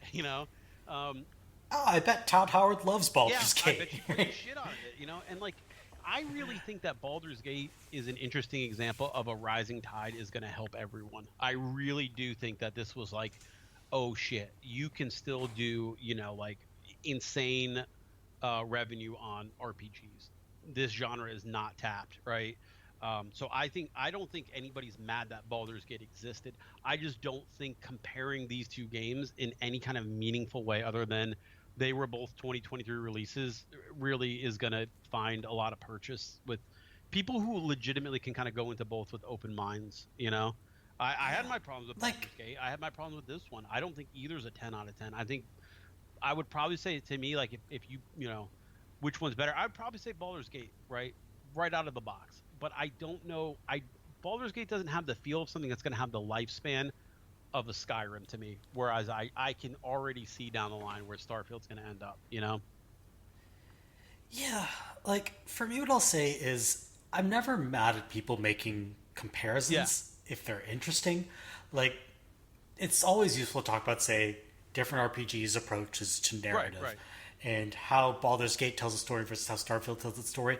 I'm totally fine with people making those comparisons. But the idea that it has to be like some sort of competition, you have to pick your team, or Team Starfield or Team Baldur's Gate. Like, I didn't sign up for this world. Like, I'm just here to play video games, man. I'm not here to, like, defend Starfield. Like, yeah, I'll criticize Starfield for things I don't like about it. I'm enjoying it. I'll defend it on the grounds I think it's really fun. But, like, I'm not here to, like, say, oh, if you don't like Starfield and you like, I don't know, Last of Us Part 2, then you're just a Sony fanboy. Like, how is that useful to anyone? I don't think it has to come down to, like, you have to choose one or the other. They're so different games that there's room for both. I mean, what, like, I guess maybe it's a little bit touch of the console war, right? Because Baldur's Gate is on PlayStation, it is. and like, Starfield is not on PlayStation, and that's kind of where they're coming from with it. Because, like, I've seen the term Xbots come back around. That shit. It's so dumb. Like, okay, so you have, like, there are two sides here, right? You have, like, these dumb, annoying Xbox fanboys who are like, oh, Dan Stapleton and Michael Hyam gave this game 7 out of 10, and they must be bad reviewers. I'm like, no, they just found flaws. I haven't read the GameSpot review. I read the IGN review. I'm like, okay, I agree with all these flaws. They just annoyed me a lot less. Within the band of reason. If they gave it a 3 out of 10, I'd be a little concerned, right? But no, 7, sure. 7, and, like, it's a well-reasoned review. It's well-written. It explains its points. I don't necessarily think all the things Dan Stapleton thinks are flaws are major flaws to me, but I can see where he's coming from. Totally fine review. And people are like, oh man, let's go harass these reviewers online, which is stupid. And on the other side, you've got people who are like, oh, you like Starfield and it's a low quality Bethesda game and you have no taste and you're not sophisticated because you like a Bethesda game. And that's just dumb because there is a lot, I mean, not only is there a lot of care and sophistication put into this game, even if there weren't, people are allowed to like stuff and find, like, worthwhile or interesting things to appreciate or talk about, even in things that are subpar. Like, you know what I mean? Like, it's just a dumb thing on its face, even if the game were bad, which I don't think it is. Yeah, and I think that you've got to have room to actually read. I think it's tough to read the reviews and try to figure out, maybe not like where they're going with it, but what are the things that bother them about the game, and would they bother you? Does that make sense? Yeah. Right? Like, 100%. Like, I read the Polygon review is very lukewarm. I read it and I'm like, none of this will bother me because it sounds like you just have open world fatigue, which is a totally valid perspective to have. Like, you play a lot of open world games, or like Starfield is an open world game, but you know what I mean. Like, you play a lot of these expansive RPGs or expansive quote unquote map games, and you get tired of them, and Starfield doesn't bring that much new to the table. Okay, I get where you're coming from, but that is not going to be my experience because I play like one of these a year, right? But, like, yeah, for someone who has that experience, that is a valuable opinion to have. So it is kind of important to understand where reviewers are coming from, and sometimes to be able to filter that and say, okay, I'm not that kind of person. This is not a useful review to me. It might be useful to someone else, and I'm not going to sit here on the internet and get mad about it because I know this wasn't written for me. Right. I think that is like a skill you learn as you age, right? Like, when you're younger, you're like, this person doesn't like the thing I like, and I'm going to be mad. And then I think you like you read some of these comments and people are like, I got bored with it in 4 hours, deleted it, refunded it. And it's like, okay, you know what I mean? Like, if you guys are not going to engage with it, I don't know what to tell you, right? But I'm like, yeah, I get that's your yeah, prerogative. Like, you don't like it and you engage with it, fine, whatever. No skin off my back. I don't need to defend Microsoft, multi-billion-dollar corporation. yeah, It'll be fine. But like, I don't know what you're bringing to the conversation when you're that right, dismissive. When exactly. you have like no concrete feedback or like, I don't care if you're Right. negative, right? But when you're just like spamming comment section with like boring Bethesda potato faced, boring Bethesda ass, Bethesda Yeah. ness, 3 out of Yeah. 10, refunded. Like, what are you adding to the Yeah. conversation, right? There are legitimate flaws and lots of stuff that bother people that have been intelligently discussed about this game. Like, bring your A game Right. to the discussion table, right? That's where I'm at. I'll read the reviews, and I'm not going to say that there are some review proof games. I know I'm going to get pretty much any RTS that they make these days just so to keep the genre alive, right? But like, I think it is a skill to learn how to read a review and engage with it and be like, this thing they're saying in negative, is it going to bother me? Yes or no? And if the answer is no, well then you kind of say, okay, well that's not necessarily a point in the positive, but it's not a point in the negative then, right? Polygons had a lot about the vastness of space feeling empty. Yeah, no shit. Like, that's what I want. Yeah, and I can see how that would Yes, bother sure. people. Some people playing the game, but like, I'm fast traveling Yeah. everywhere, man. No, Like, that's not my. I'm not running into it's that. supported by the story too, because it's like only like a couple 100,000 survive Earth, right? According to the lore, right? And then of those, the very first thing they do is fight a gigantic war, and like it ends. The war has basically ended what, like maybe 60, 50 years, no, maybe not even that long, maybe like 30 years before you come into the picture, right? So you're fresh off of a galaxy at war. It's not going to feel like, you know Star Wars, where everywhere you land is like some kind of hopping, you know Like hopping yeah, yeah. civilization, yeah. And that's what I kind of like the vastness, because that's, you can't have, in my opinion, I mean everyone's different, right? You can't have vastness and exploration on the same like axis, right? Like, if you tell me, oh, it's fun to explore, but everywhere I get, it already feels like people have been there, I don't feel like I'm exploring, right? And if it's not vast, it doesn't make Like, sense. you want to feel like a Yeah, pioneer. no, I do. I want to, like, when I'm scanning a planet, I want to feel like the first person that's there. I'm not finding any, like, I'll find like a science outpost or something, sure, but like, I'm like 100% the opposite, but I also think Starfield like caters to me by allowing me to just jump to yeah, where I want to yeah. jump, right? If you don't, Like, I'm not going out there. Like, if you want to be the guy who's space trucking all over the place, this game will afford you that ability. But if you just want to like jump from story beat to story beat, yeah, yeah, this game will super let easy. you, Yeah, and that's how I'm playing yeah, it. What I will say about like that premise of like the big disaster on Earth and then the Galactic War and how that decimated the population.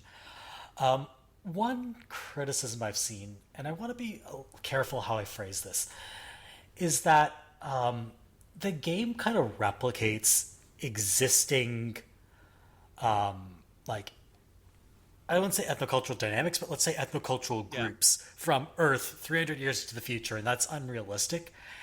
And I kind of get that, but at the same time, if you start extrapolating from how Earth currently is 300 years into the future, any assumptions you make about how ethnocultural dynamics are going to play out implicitly makes a lot of political yeah, assumptions.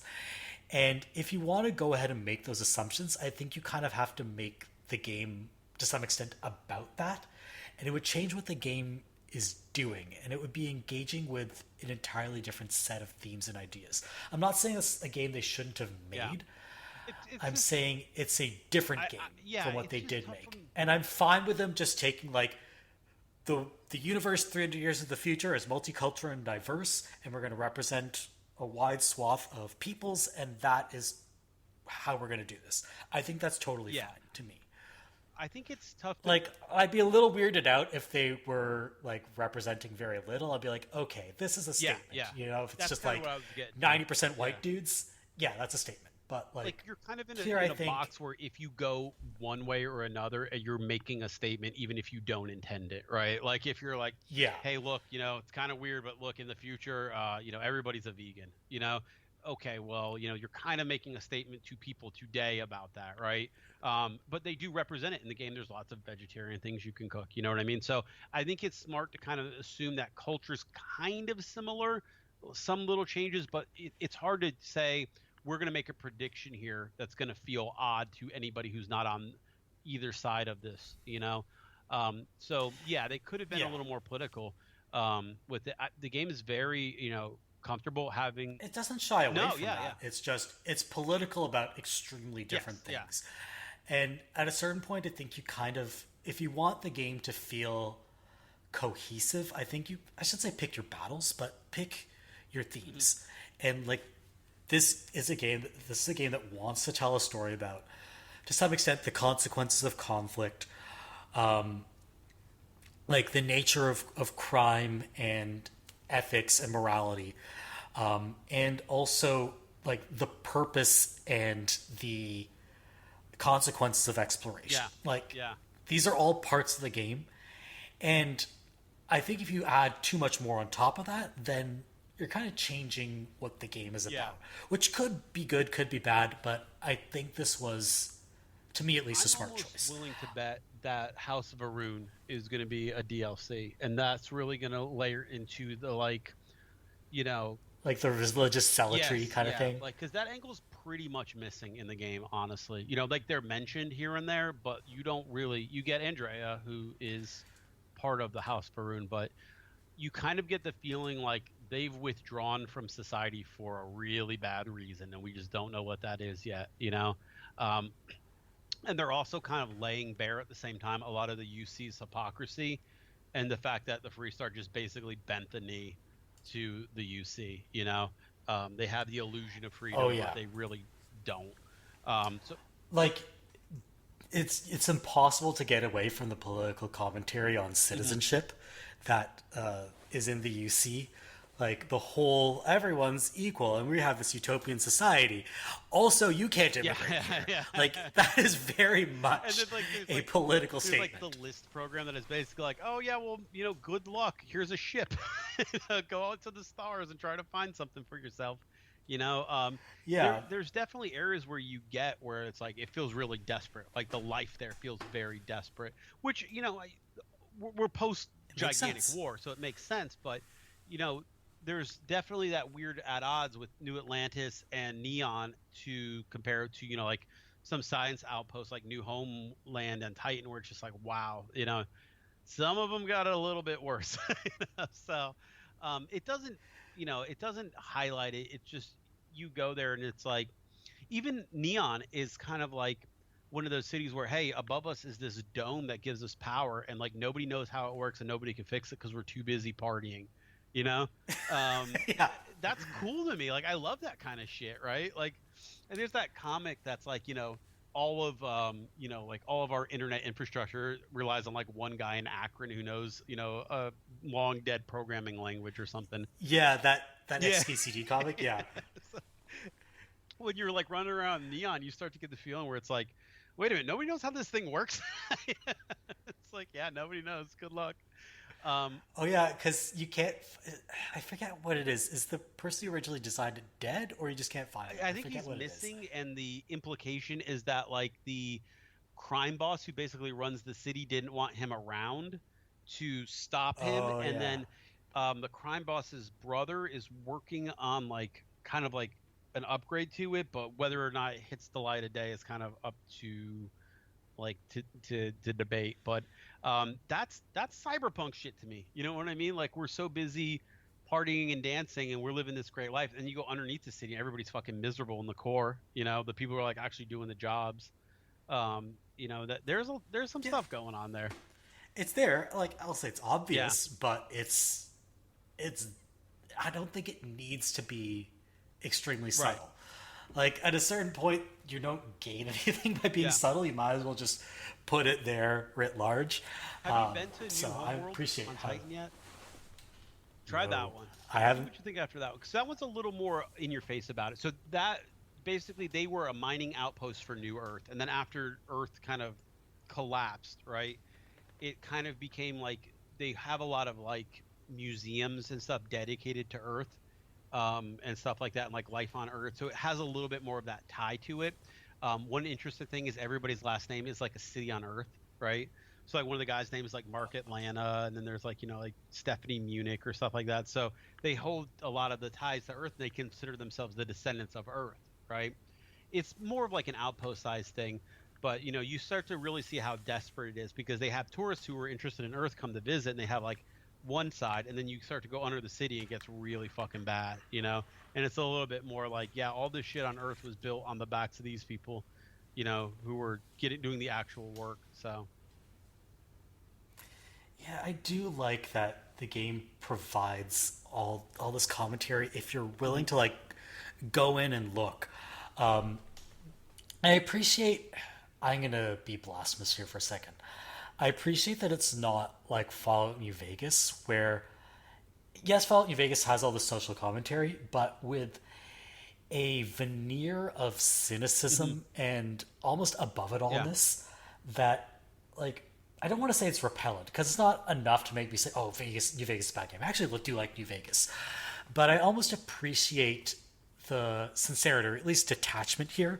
Like, there's no sense of the developers kind of being above the whole right. Like conflict, when right? I tell people I chose Kaiser in a playthrough, people think I'm a monster. I'm like, it shouldn't be that big of a deal. You know what I mean? Like, Like, this is a game where everyone yeah, everyone sucks. does Like, I kind don't of see suck. why Like, you. there's not like Mr. House isn't great either. You know what I mean? They're just okay, we're all just gonna, mass wipe out different groups of people, and it's like, well, these ones are clearly militaristic, so they're the bad ones. It's like, well, what's worse? Getting shot or poisoned, right? None of them are great. Yeah. So Yeah, that's why I chose the ending where I yeah, screwed everyone exactly. over. Yeah. But like, Destroy that's a your ending. super Yeah. cynical game, and I don't think. I think part of why you do have that kind of cynical veneer over New Vegas is that New Vegas wants to give you the power to deeply, deeply influence the Yeah. narrative. Starfield is more content to make you just one person in the broad tapestry that is the universe. And yeah, you can influence a lot of stuff. Yeah, you probably influence where you shouldn't, but I never feel like I'm doing anything world altering, and I actually really appreciate that Right. because in order to give me that level of control and give me that level of judgment, you need to make me feel a bit Yeah. above it all. Yeah. Like I'm smarter than everyone in the room. Like even with when you And side with it makes the game seem kind of yeah smarmy, when which I think Starfield very nicely when avoids. you side with the Kaiser's Legion, and kill him, you can easily go into a headcanon where, fine, look, I just need a strong army right now, and then I'm going to rebuild this place, and everything's going to get better. And you can do that. I mean, that ending works for that, right? And I think that you have to be just as equally headspacey to go, yeah, well, if I side with, if I build an army of killer robots, there's no way this goes wrong, even though the game has told you multiple times this has gone wrong. You know what I mean? But like this is the time that my army of killer robots is the good side of army of killer robots, right? So I think it depends what you're willing to put yourself in a headspace where you're comfortable with. Yeah, like if I wanted to headcanon like myself as a super influential person, or you know, the person who thinks on the 10th try something that didn't work the previous 9 tries will Yeah. work, I can put myself in that headspace. But like, I'm preferring to take the game as it's delivered Right. to me. Like, I'm not headcanoning Yeah. that much. So I feel like what's delivered to me is rich enough that I don't need to headcanon around the game's inherent Right. cynicism Exactly. because there's no like Yeah. cynicism there. You It's can't beat that. It's there. Yeah. yeah, like I can't beat what's on the Hmm. screen. I'm not even going to try. So I really appreciate that Starfield kind of, it is what it is. There's no like guile there. It's not like it has twists and turns. Don't get me wrong. This game will surprise you, but it's not like it's trying to be like insincere Yeah. about Yeah. anything. I think all in all, like it's harder to hit Starfield on a lot of the easy Bethesda things, bad writing, buggy, stuff like that. It's harder and harder to Oh, it is hit buggy. Let's be real. Yeah, But like, yeah, I don't think it's badly written. yeah, I think this is a, and I'm someone who did not like the writing in Oblivion. Like that's part of the reason I abandoned it. What I've seen of Skyrim, I don't think is particularly that interestingly written. I've heard Fallout 4 kind of has a disastrously yeah, kind of. bad story at a certain point. This feels a lot more cohesive. Like, and this is why I say I feel like this game is almost a bit conflicted because it feels like it wants to really tell me a story in a way that previous Bethesda games didn't. Yeah. To me, that's not a big downside. I actually almost appreciate that inherent conflict. Like, I almost want the game to be both this really rich narrative and this, like, go explore, do whatever kind of game layered on top of each It's so other. close to there too. I mean, it's It's like it gets 95% of the yeah. way there And to me. I think it's hard for me to be as angry about the 5% it doesn't as the 95% that it does. You know what I mean? I just can't sit Yeah, there and go, I- "Oh, this isn't perfect." Yeah, it's not, but Oh, no. it's Like, ambitious. like as this is shit. definitely. I'll say this right now. This is not going to be my game Yeah. of the year. Yeah, I Almost think like that's certainly fair. not. But that's totally Yeah. fine. I don't need to. I don't need to play my game of the year every time. I can play a game that I really like, and that I really enjoy, and not have it be the greatest thing on the planet, and still like have a good time with it. I think people need to be like, if you're going to have a hobby, I think sometimes you need to be prepared for, like, you know how you have your favorite meals on the planet and stuff you like Yeah. a lot. Like, I don't adore grilled cheese sandwiches, but I'm never like mad to have a grilled cheese sandwich. Right? You give me a grilled cheese sandwich, yeah, I'm pretty happy. I like this grilled cheese sandwich. I want to keep eating these grilled Yeah. cheese sandwiches. That's what Starfield is like to me. It's a grilled cheese sandwich. It's not like, what's a sandwich I really love? A tuna melt. Croque Yeah, monsieur. Mr. Crunchy. Yeah, Mr. Crunchy, yeah, for sure. Or like, I don't know, a shrimp po' boy or something like that I really love. Or a chicken banh mi. Sure, it's not Right. that, but I really like grilled Yeah. cheeses, and I'm happy that I'm getting a grilled cheese. I'm cool with Yeah. that. And I think I'm wondering too if Bethesda maybe has a longer eye for what Starfield is going to be, because Skyrim was the game that never stopped. Do you know what I mean? Yeah. And I know they're gonna have plans for DLC. We always see where they go with those. Usually there's kind of like a personal one, a story one, and then kind of like a crafty one, right? Um, I think they're going to probably consider that trend, and I don't think this game is done. Is really what I think. I don't think that what is out there right now is the end of Starfield. I think you're going to get patches, DLC. I wouldn't be surprised if you get substantial stuff with them. I really, really have hopes for where this game, even regardless of where the mods take it, that this is another. I mean, Skyrim's a 10-year game. That's insane to even think about these days. A game that people are playing. 12 years. Yeah, I mean, it's 12 years old, yeah. you can easily look down and say, "Hey, I can see that they're going for this being like, yeah, man, go ahead and make a Star Wars mod and build in Rebel One and all. Sure, do what you want. It's a sandbox still, and there's a I will bet like good money that 3 years from now there's going to be a Starfield Switch 2 Special Edition that runs at 30 FPS and 720p. there's no reason to ever stop. I mean, I don't think it'll ever hit Sony. I think it'll hit everything else, but I don't. I think that they might be looking at this as kind of a long one.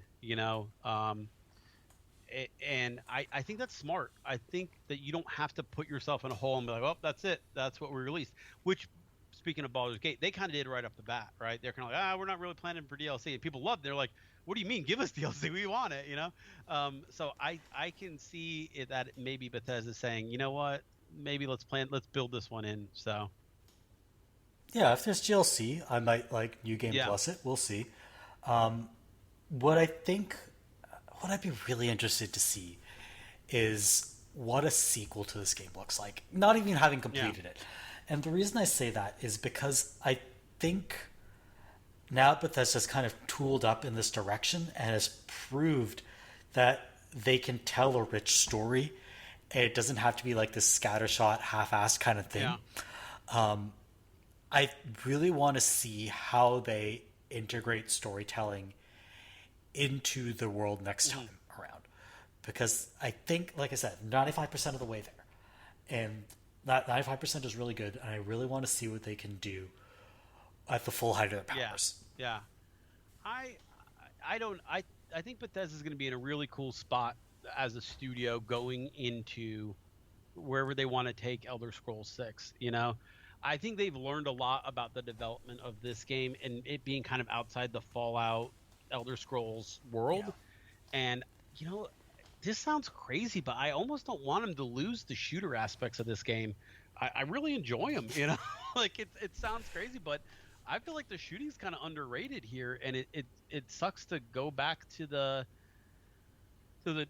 forgetting that for Elder Scrolls. I thought losing that was going to be really shitty, and I don't even miss it. I feel like the guns are in such a good spot once you get far enough into the game where we are, where I mean I'm flipping, flopping, switching guns, all that kind of stuff. Oh yeah, like I'm definitely not just like sticking to the Yeah. pistol or sticking to the laser or whatever. I'm like legitimately using tactics where okay, I've got a couple of enemies. Now's the time to pull out my assault rifle. Okay, I've got something in clear my them in a kit corridor, but they're far there's away. an robot. There's a sniper. There's a SMG. There's a shotgun. There's a you have all the tools. Like I'm playing it like Yeah. an FPS, and in a way that I'm also calculating. Okay, I have a really good pistol, but not a great Yep. shotgun. This might be a time when I otherwise use a shotgun, but I think I'm going to use my pistol here because I know how much damage it does, and it might like put a status effect on this enemy. Like I'm making these calculations on the fly, and that's exactly what playing an FPS RPG should feel like. Where it's not just okay, here's the FPS section, and the numbers on my gun Right. went up, so now I It can would be shoot so better. easy for them It's to do like that too, to just be like, okay, your gun hits for 8 instead of 9 or 7 now. Great, yeah, like it's so like I'm actually making these tactical decisions on the fly. Like this is the time to use this weapon. Now's the time to use that other weapon. Like should I try to stealth this particular part of the encounter? Should I go hide behind here, wait for them to come out? Like this is exactly how an FPS RPG should feel, and I really wish that other like not necessarily like a fast-paced FPS. Like I don't want the next Yeah. Titanfall game to feel like this, but I think games that are a little more slow-paced. If Atomic Heart Oh, had I felt know, like this, I know. damn, that game would have been That's good. weird to be like in Bethesda, like we're gushing over the gunplay. Like that feels odd. But Yeah, like if you told me at the start of this year, Starfield is going to have like gunplay 20 times better than Atomic Heart, I would have laughed in your frickin' Yeah. face. You- But here we yeah, are. and you know what's like? It even kind of blends into my RPG a little, or my role playing a little bit because, like my character, I found an osmium dagger really early, and I was like, this is going to be like my calling card because you can down guys in the game and they'll like crawl, right? And so like I Yeah. go over and I equip the osmium dagger and I finish him off. That's like kind of like my move, right? So I like. For reference, osmium is the densest Is it? element. Yeah. So when you stab people with that's it, why it that definitely thing's doing feels damage. like it. So I went around, I looked online, and there was this thing that knights used to have. And I don't know how to pronounce it. It's French. It's like misericord or something like that. And it was Yeah, it's misericord in English, right? Misericord can mean multiple things. It can mean a dagger that you can use to stab people, or it could mean in a nunnery, a place where the rules of the nunnery were relaxed, so nuns could go really? there to That's cool. like let loose, which is part of this. I remember the game Misericord I played earlier this year. That is the titular Got room it. Oh, in okay, that makes sense. that particular But game. yeah, so I'm going around and like, so when I was like undercover with the pirates, I changed my name to that. That was kind of like my thing. And, like I kind of kept it. Oh, nice. I really like that you can like have that calling card. I wish I'd used the knives more. I kind of wish I'd spec more to melee, just someone who like makes it through Starfield with her fists. That I would have been kind of hilarious. started with it out of necessity. I was running out of ammo. You know what I mean? And then I picked up like Oh, a really? cutlass, and it was like, oh wow, this actually kind of. Wait, Are you playing on hard or Hard. normal?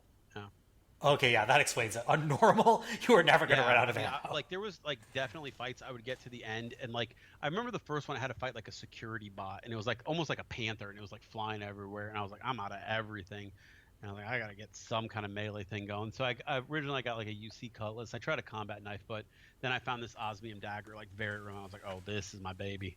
So I just keep that hotkey to Yeah. one, and if I down somebody, like, whoop, gonna save that ammo.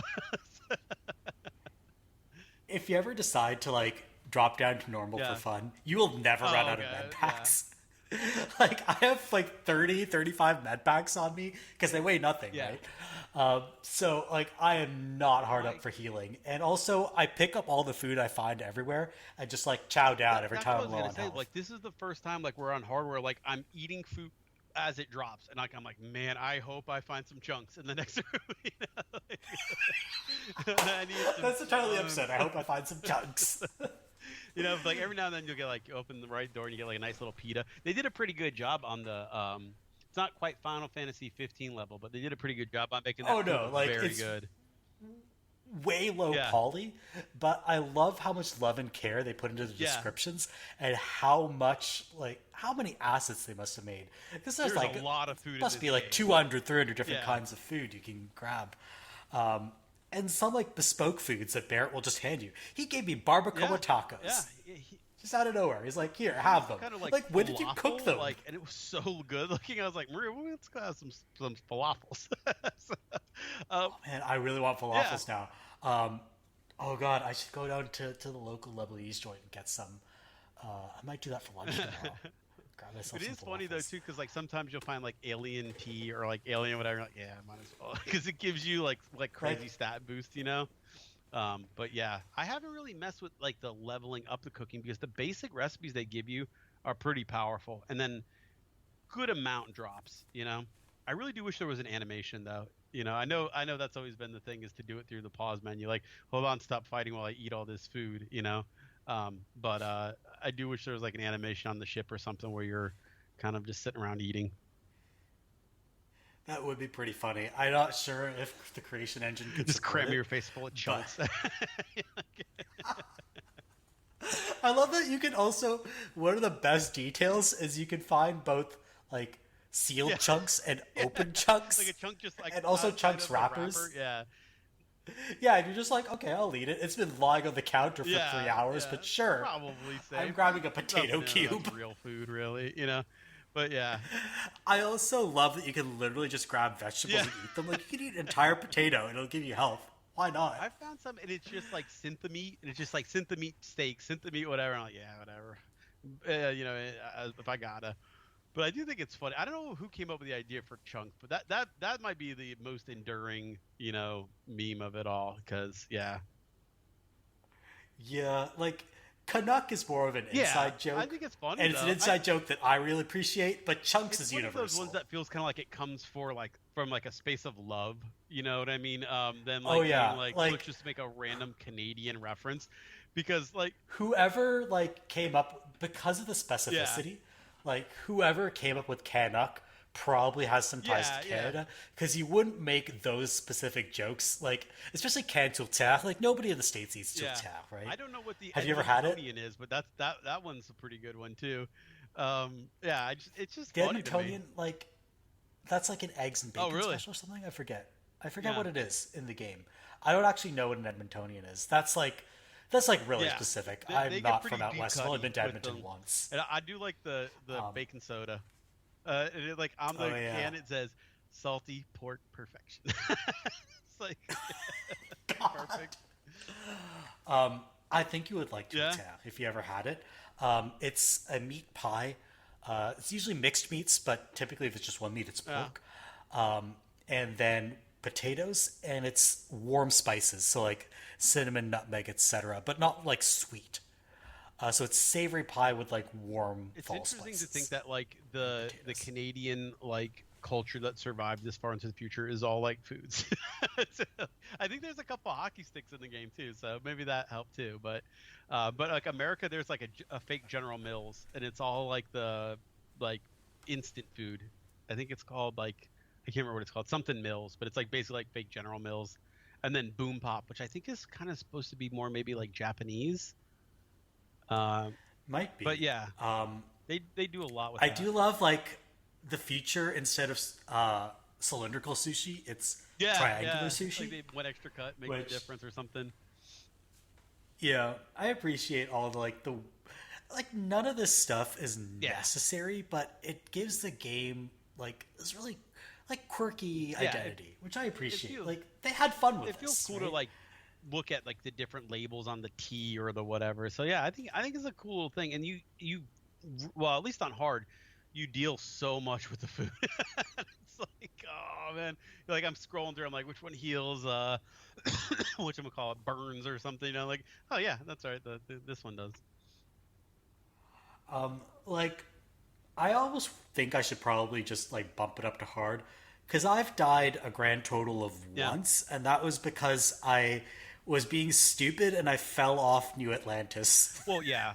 I don't want to say it becomes like survival simulator or whatever, but you're definitely paying more attention to your meds, your injuries. Those seem to happen a lot more. Ammo becomes a little bit more. You're wanting to tailor more your guns for the situation. So yeah, I mean it's a little bit harder. The only thing I wish there was more of a customized difference because the ship combat on hard is bullshit. That's one of the reasons I didn't mind cheating my ship so much because I found that combat to be really dumb. Oh Um, yeah, I found like I barely, you know, the simulation thing you have to do to get into the UC yeah. Vanguard.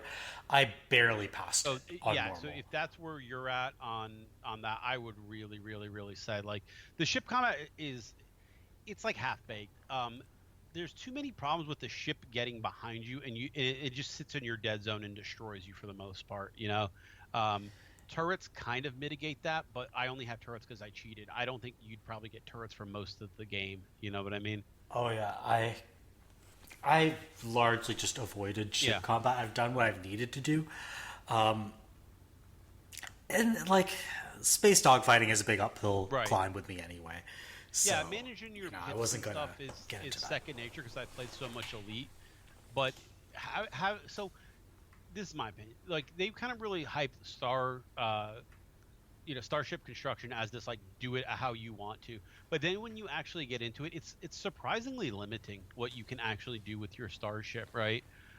So I don't have a problem like editing my reactor to give me more power because why should I be stuck to one reactor? That's stupid. Like if I got the money to buy a second one, how come I can't put a second reactor on there?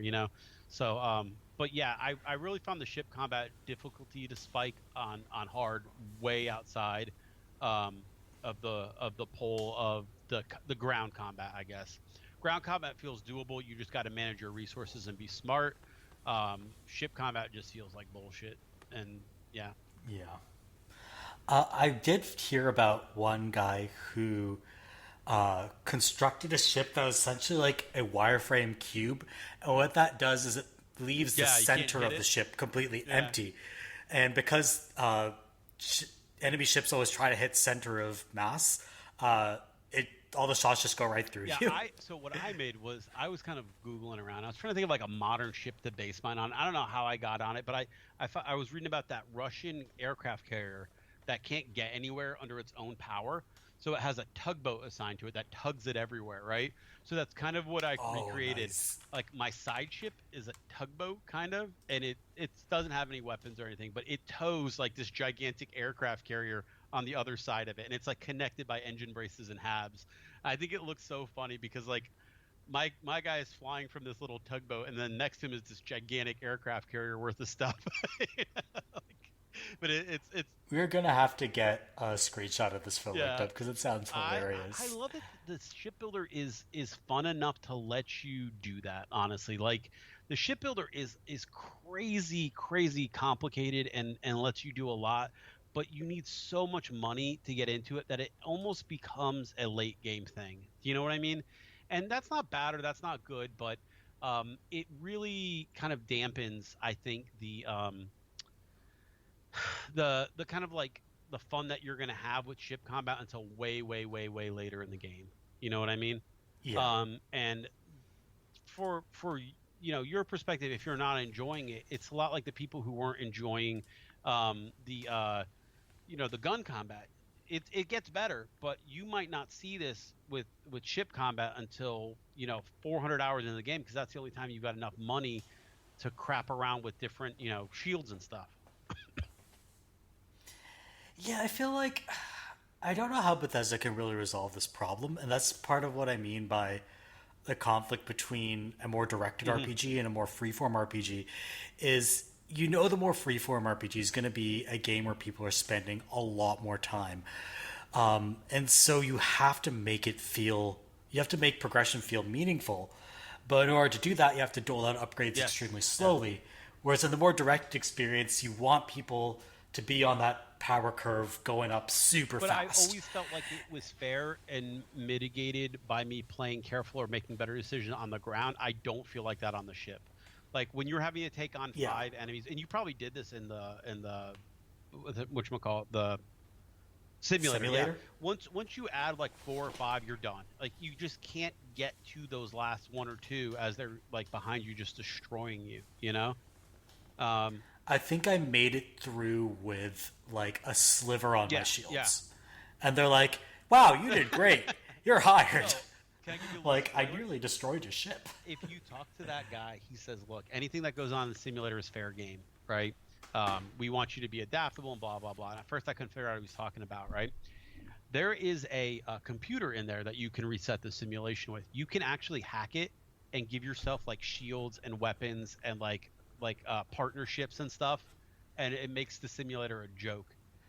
And then like when you get out, he's like, "Oh, I should have waited to do that quest and like specced up in hacking so I could do that." So you can have good hacking. That's actually super smart. That's pretty clever, I thought, because like at first it's like, I love stuff like this in games. so like because you kind of, I was like, what the hell is he talking about? Like anything goes. I'm like, whatever. I mean, you give me this piece of shit ship. How am I supposed to make it? And it kind of lets you get to the 3rd wave, which is what you need to get to. But there's 6 waves, and you can spawn in like basically like battle cruisers to help you fight the last couple waves and stuff. And when I figured that out, I was like, fucking clever. Like you got me there. But yeah, so I thought that was kind of a neat little like, hey, there's maybe more to some of these games than you might think. I love when there's like these clever solutions, and like I wish the game would support these clever solutions like 100% of the time instead of like 75% of the time, because sometimes like there have been times when I've hacked into places where I wasn't supposed to be, and the quest sent me there like 2 hours later. I think that's really cool because like I'm messing around. Oh, I was messing around somewhere important. Stuff like that to me is really cool, and I wish there was a little bit more of that because those times when you like find an alternate solution or you get sent somewhere where you already were and you're like, I know what I'm doing. Those are some of the coolest times when you're playing a game as open-ended as this. Yeah, and even like when you get, because I got a little of the Xenomorph story, or I'm sorry, the Terramorph story ahead of time, right? Like I found a Terramorph and went to this place and I was like, what was going on here? I mean, it's like one of those science facilities just all fucked up. There's dead bodies everywhere, And then I didn't get the full picture of what was going on until I did the UC Vanguard line, But I really think that's pretty interesting, that they would allow you to even do some of that stuff. I do want to give one real quick shout out. Nexus Mods, they removed a pronoun removing mod. Kind of proud of them for doing that.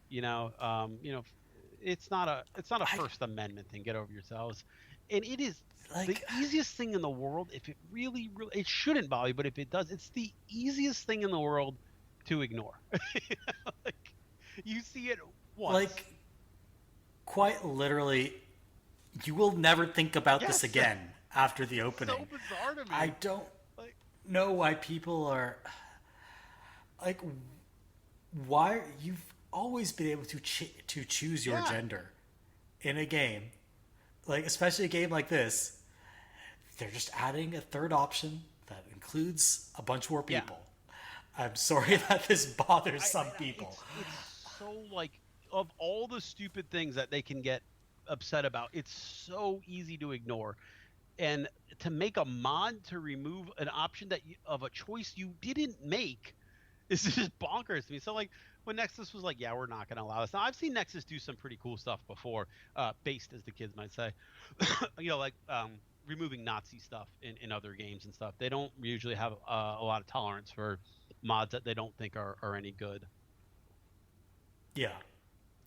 I will say, like, okay, I will say, I understand that there's a distinction between asking someone's gender and asking someone's Right. pronouns. Fine, I appreciate that, but like But this game, the rough equivalents, get over and you're yourselves. doing this. We should make this clear. You're doing this in the character creation screen, and once you set it's set. Like it's not like the game you'll never think constantly about this makes again. affirm it. It's nothing like the game is like, oh, by the way, you could have been non-binary. You could have chosen that option, comes up again but if you you don't chose want to to. be a woman, you weird Yeah. gamer, or you chose to be a man, you weird gamer. Like, no, the game does not do that.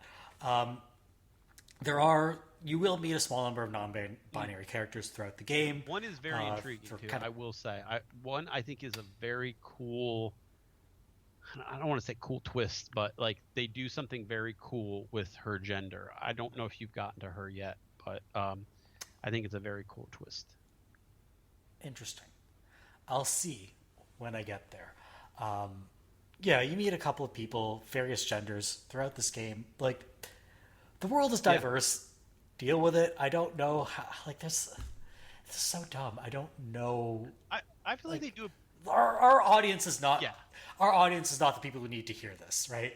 Like, our audience is going to be like, yeah, these people are dumb. So I'm preaching to the choir here, but like, I don't know what to tell the people who are annoyed by this or find it offensive. And like, get over I would say yourselves. it does a pretty good job of representing a lot of cultures in the game. I mean, Yeah. my character's around in the Sorry. It looks awesome too. There's a lot in there. It doesn't feel like it's like excluding pretty much anybody from the world of space. So that's nice. Yeah, I think that's the way to do it. Like, any major exclusion. I will say, I think Southeast Asian people are a little bit underrepresented in this game. But, like, at a broad level, any exclusion is going to come across as a statement. Right, exactly. So you might as well just be as broad as possible. Because, like, you think inclusion is a statement, I would say exclusion is an even stronger And statement. you know what's interesting And, too? They even dabble in religion in this one, and I kind of feel like the two religions work for future like, there's religions. the House Varun. No, and no. what's the other one? Well, one of them is the Enlightened. I can't remember exactly what it is. I haven't really dealt with them yet. So Enlightened is kind of like, hey, there's something going on with this space travel. Like this is like a transcendental experience, and like traveling through space is like seeing God, basically. And like we're like, I thought that was kind of a cool twist to basically like that angle of it. Universal is a little bit more like kind of like do good deeds, help out the people. They're on Cydonia, kind of in the poor areas, kind of doing like more like charity work and stuff. But hey, get out. Like, almost like Franciscan Yeah, friars, yeah, kind of. Okay. You'll run into them in a couple places, and usually like when you talk to them as they're going across the planets and stuff, they're like doing good works, charitable works. But the Enlightened one I thought was kind of an interesting twist on how to work, because they always got some religious aspects on Bethesda. And I was like, that's kind of a cool way to do it. Is like, hey, when you travel through light speed, you ever see something you're like, there's something more out here than just this, So I thought that was kind of an interesting one. Now, Serpent's Embrace, I think, is the House Varun one that's more or less, cultish, like. Okay, yeah. That might be the one you were thinking of. The Scientologists of Starfield, Yeah, if exactly. you will. They definitely get you in there. So, but no, I mean, I'm enjoying just like all the little aspects that they've worked into it. I think it's a smart game. I think there's a lot more going on than a lot of people want to give it credit for. But yeah, I've liked it a lot. Yeah, for sure. It is. I am pleasantly surprised. I thought this was going to be a very shallow kind of experience. A very like, how do I put this? Rote is the wrong word, but like, I didn't think there would be. I thought there would be a lot of content, but I thought it would be extremely shallow. I did too. And I'm discovering that, like, in terms of handcrafted stuff, maybe it was even a little bit less than I thought there would be, but what's there is so much deeper than I thought it would be. And that is to me Like really each gratifying faction and something mission, that I'm or really each enjoying. faction quest is probably what, like 10, 15 submissions. Like it's hefty. It's not like 4 or 5 Yeah. things. It feels like they're telling a story, and you're locked in it. But yeah, I've enjoyed my time with that. I'm curious to see when people start to, get towards the endings. What's the kind of feel of the people who are experiencing these endings? Because if it's going where I think it is, and what I kind of know where it's going, I really really am looking forward to some continued discussion on this one. I think we might do like I'll probably finish this by the end of the year. I think maybe early in the next year we might do Yeah, like catching up. kind of Yeah, a 20-minute spoiler cast about our feelings on the yeah, ending as part of another episode. Just to like, I think it's good, healthy for discourse to revisit games a while after they yeah. come out and not just like I be bound up I in the really am zeitgeist. looking forward to whatever the definitive edition of Baldur's Gate 3 is really just chomping back down on that one with, the bugs all worked out, because I know there's already been 3 patches since my last complaint with a lot of the problems with that game that fixed a lot of my complaints, so that if that keeps continuing, I'm really looking forward to kind of a more coherent ending than what I got. So, Oh yeah, that would be nice. Because I've heard it does kind yeah. of fall apart It, towards the end. there's a lot Um, there's It's kind of a dry winter, I think, for the rest of. There's not really anything that I've been kind of keeping on my calendar that I've been looking forward to. You got anything? oh no, my calendar looks. I'm screwed. Really? Oh god, what am I getting for the rest of the year? Uh, like, in terms of stuff I'm Yeah. interested in, Cocoon, Lamplighters League, Inescapable, Super Mario Brothers Wonder, Jusant, Thirsty Suitors, The Invincible, Like a Dragon, Guide in the Man Who Erased His Name, Super Mario RPG Remake, Avatar Oh, Frontiers Avatar. of There you go. That's Pandora. still coming out this year for sure. Yeah, it's coming out December 7th. So I think the ones I'll probably end up hitting. I really wish I could find time for the Lamplighters League. Yeah. I think that's going to have Yeah. to fall by the wayside. Um, I'm probably going to get The Invincible, probably Super Mario Brothers Wonder, and probably Like a Dragon Gaiden and Frontiers of Pandora. I think that's all I can fit Yeah. in. Lamplighters So I'm might going to be have to my. let like Inescapable and Cocoon fall, which sucks because those look like really interesting Yeah, games. Lamplighters is probably going to be my. I'll get it on sale one. I really am interested in that one. And then Total War. It's going to be the first time I tap out, but man, this sounds bad. I I don't. I feel like there's a certain area for Total War where it works really good, and you've got to have enough tech to make it feel fun, and then not so much tech where it feels out of control. If you're going with a historical Total War, I don't know that Yeah. Pharaoh's going to hit that spot, right? Like, I don't know. But like Troy, they tried something kind of similar where it's not like a full-on fledged Total War game. It's kind of like a mini game, and I didn't like Troy much, so that's kind of what I'm expecting with this one. For as usually in on Total War stuff as I am, that was really the only other one I was looking at, but I think I can hold off on that one. Um, yeah, I've been Yeah. liking Return to Moria less and less the more I've seen, so that sucks. But Is that still coming out this supposed year? to be supposed to be Christmas release, I think last I saw.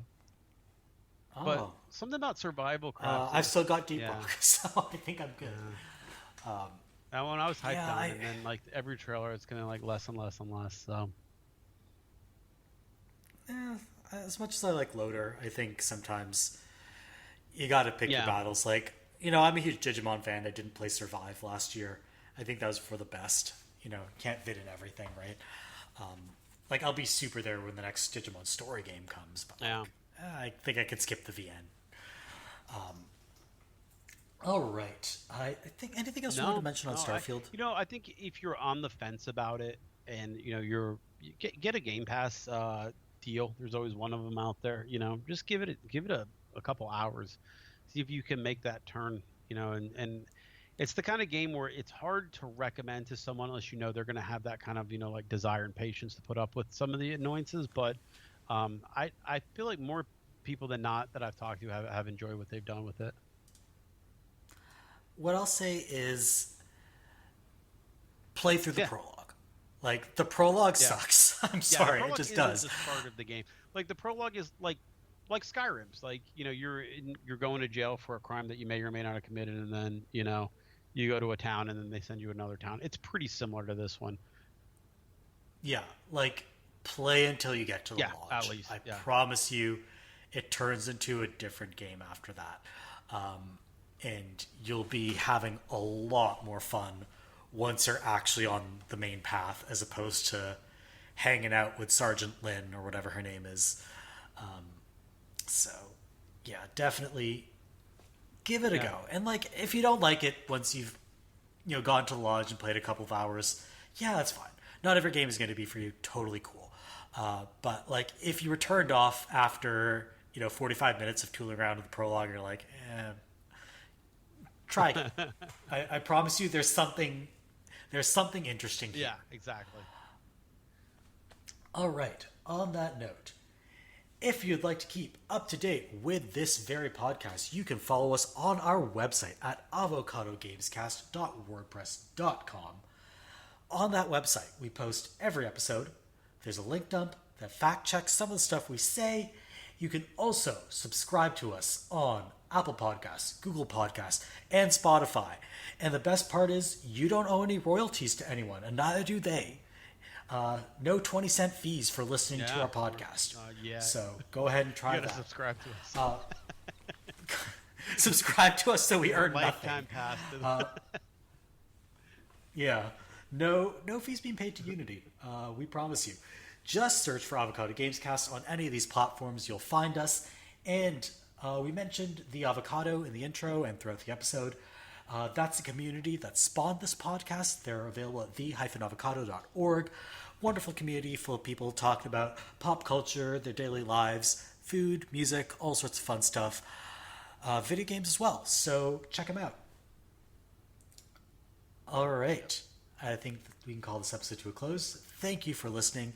We will see you next time for some more video game goodness. Take care, everyone.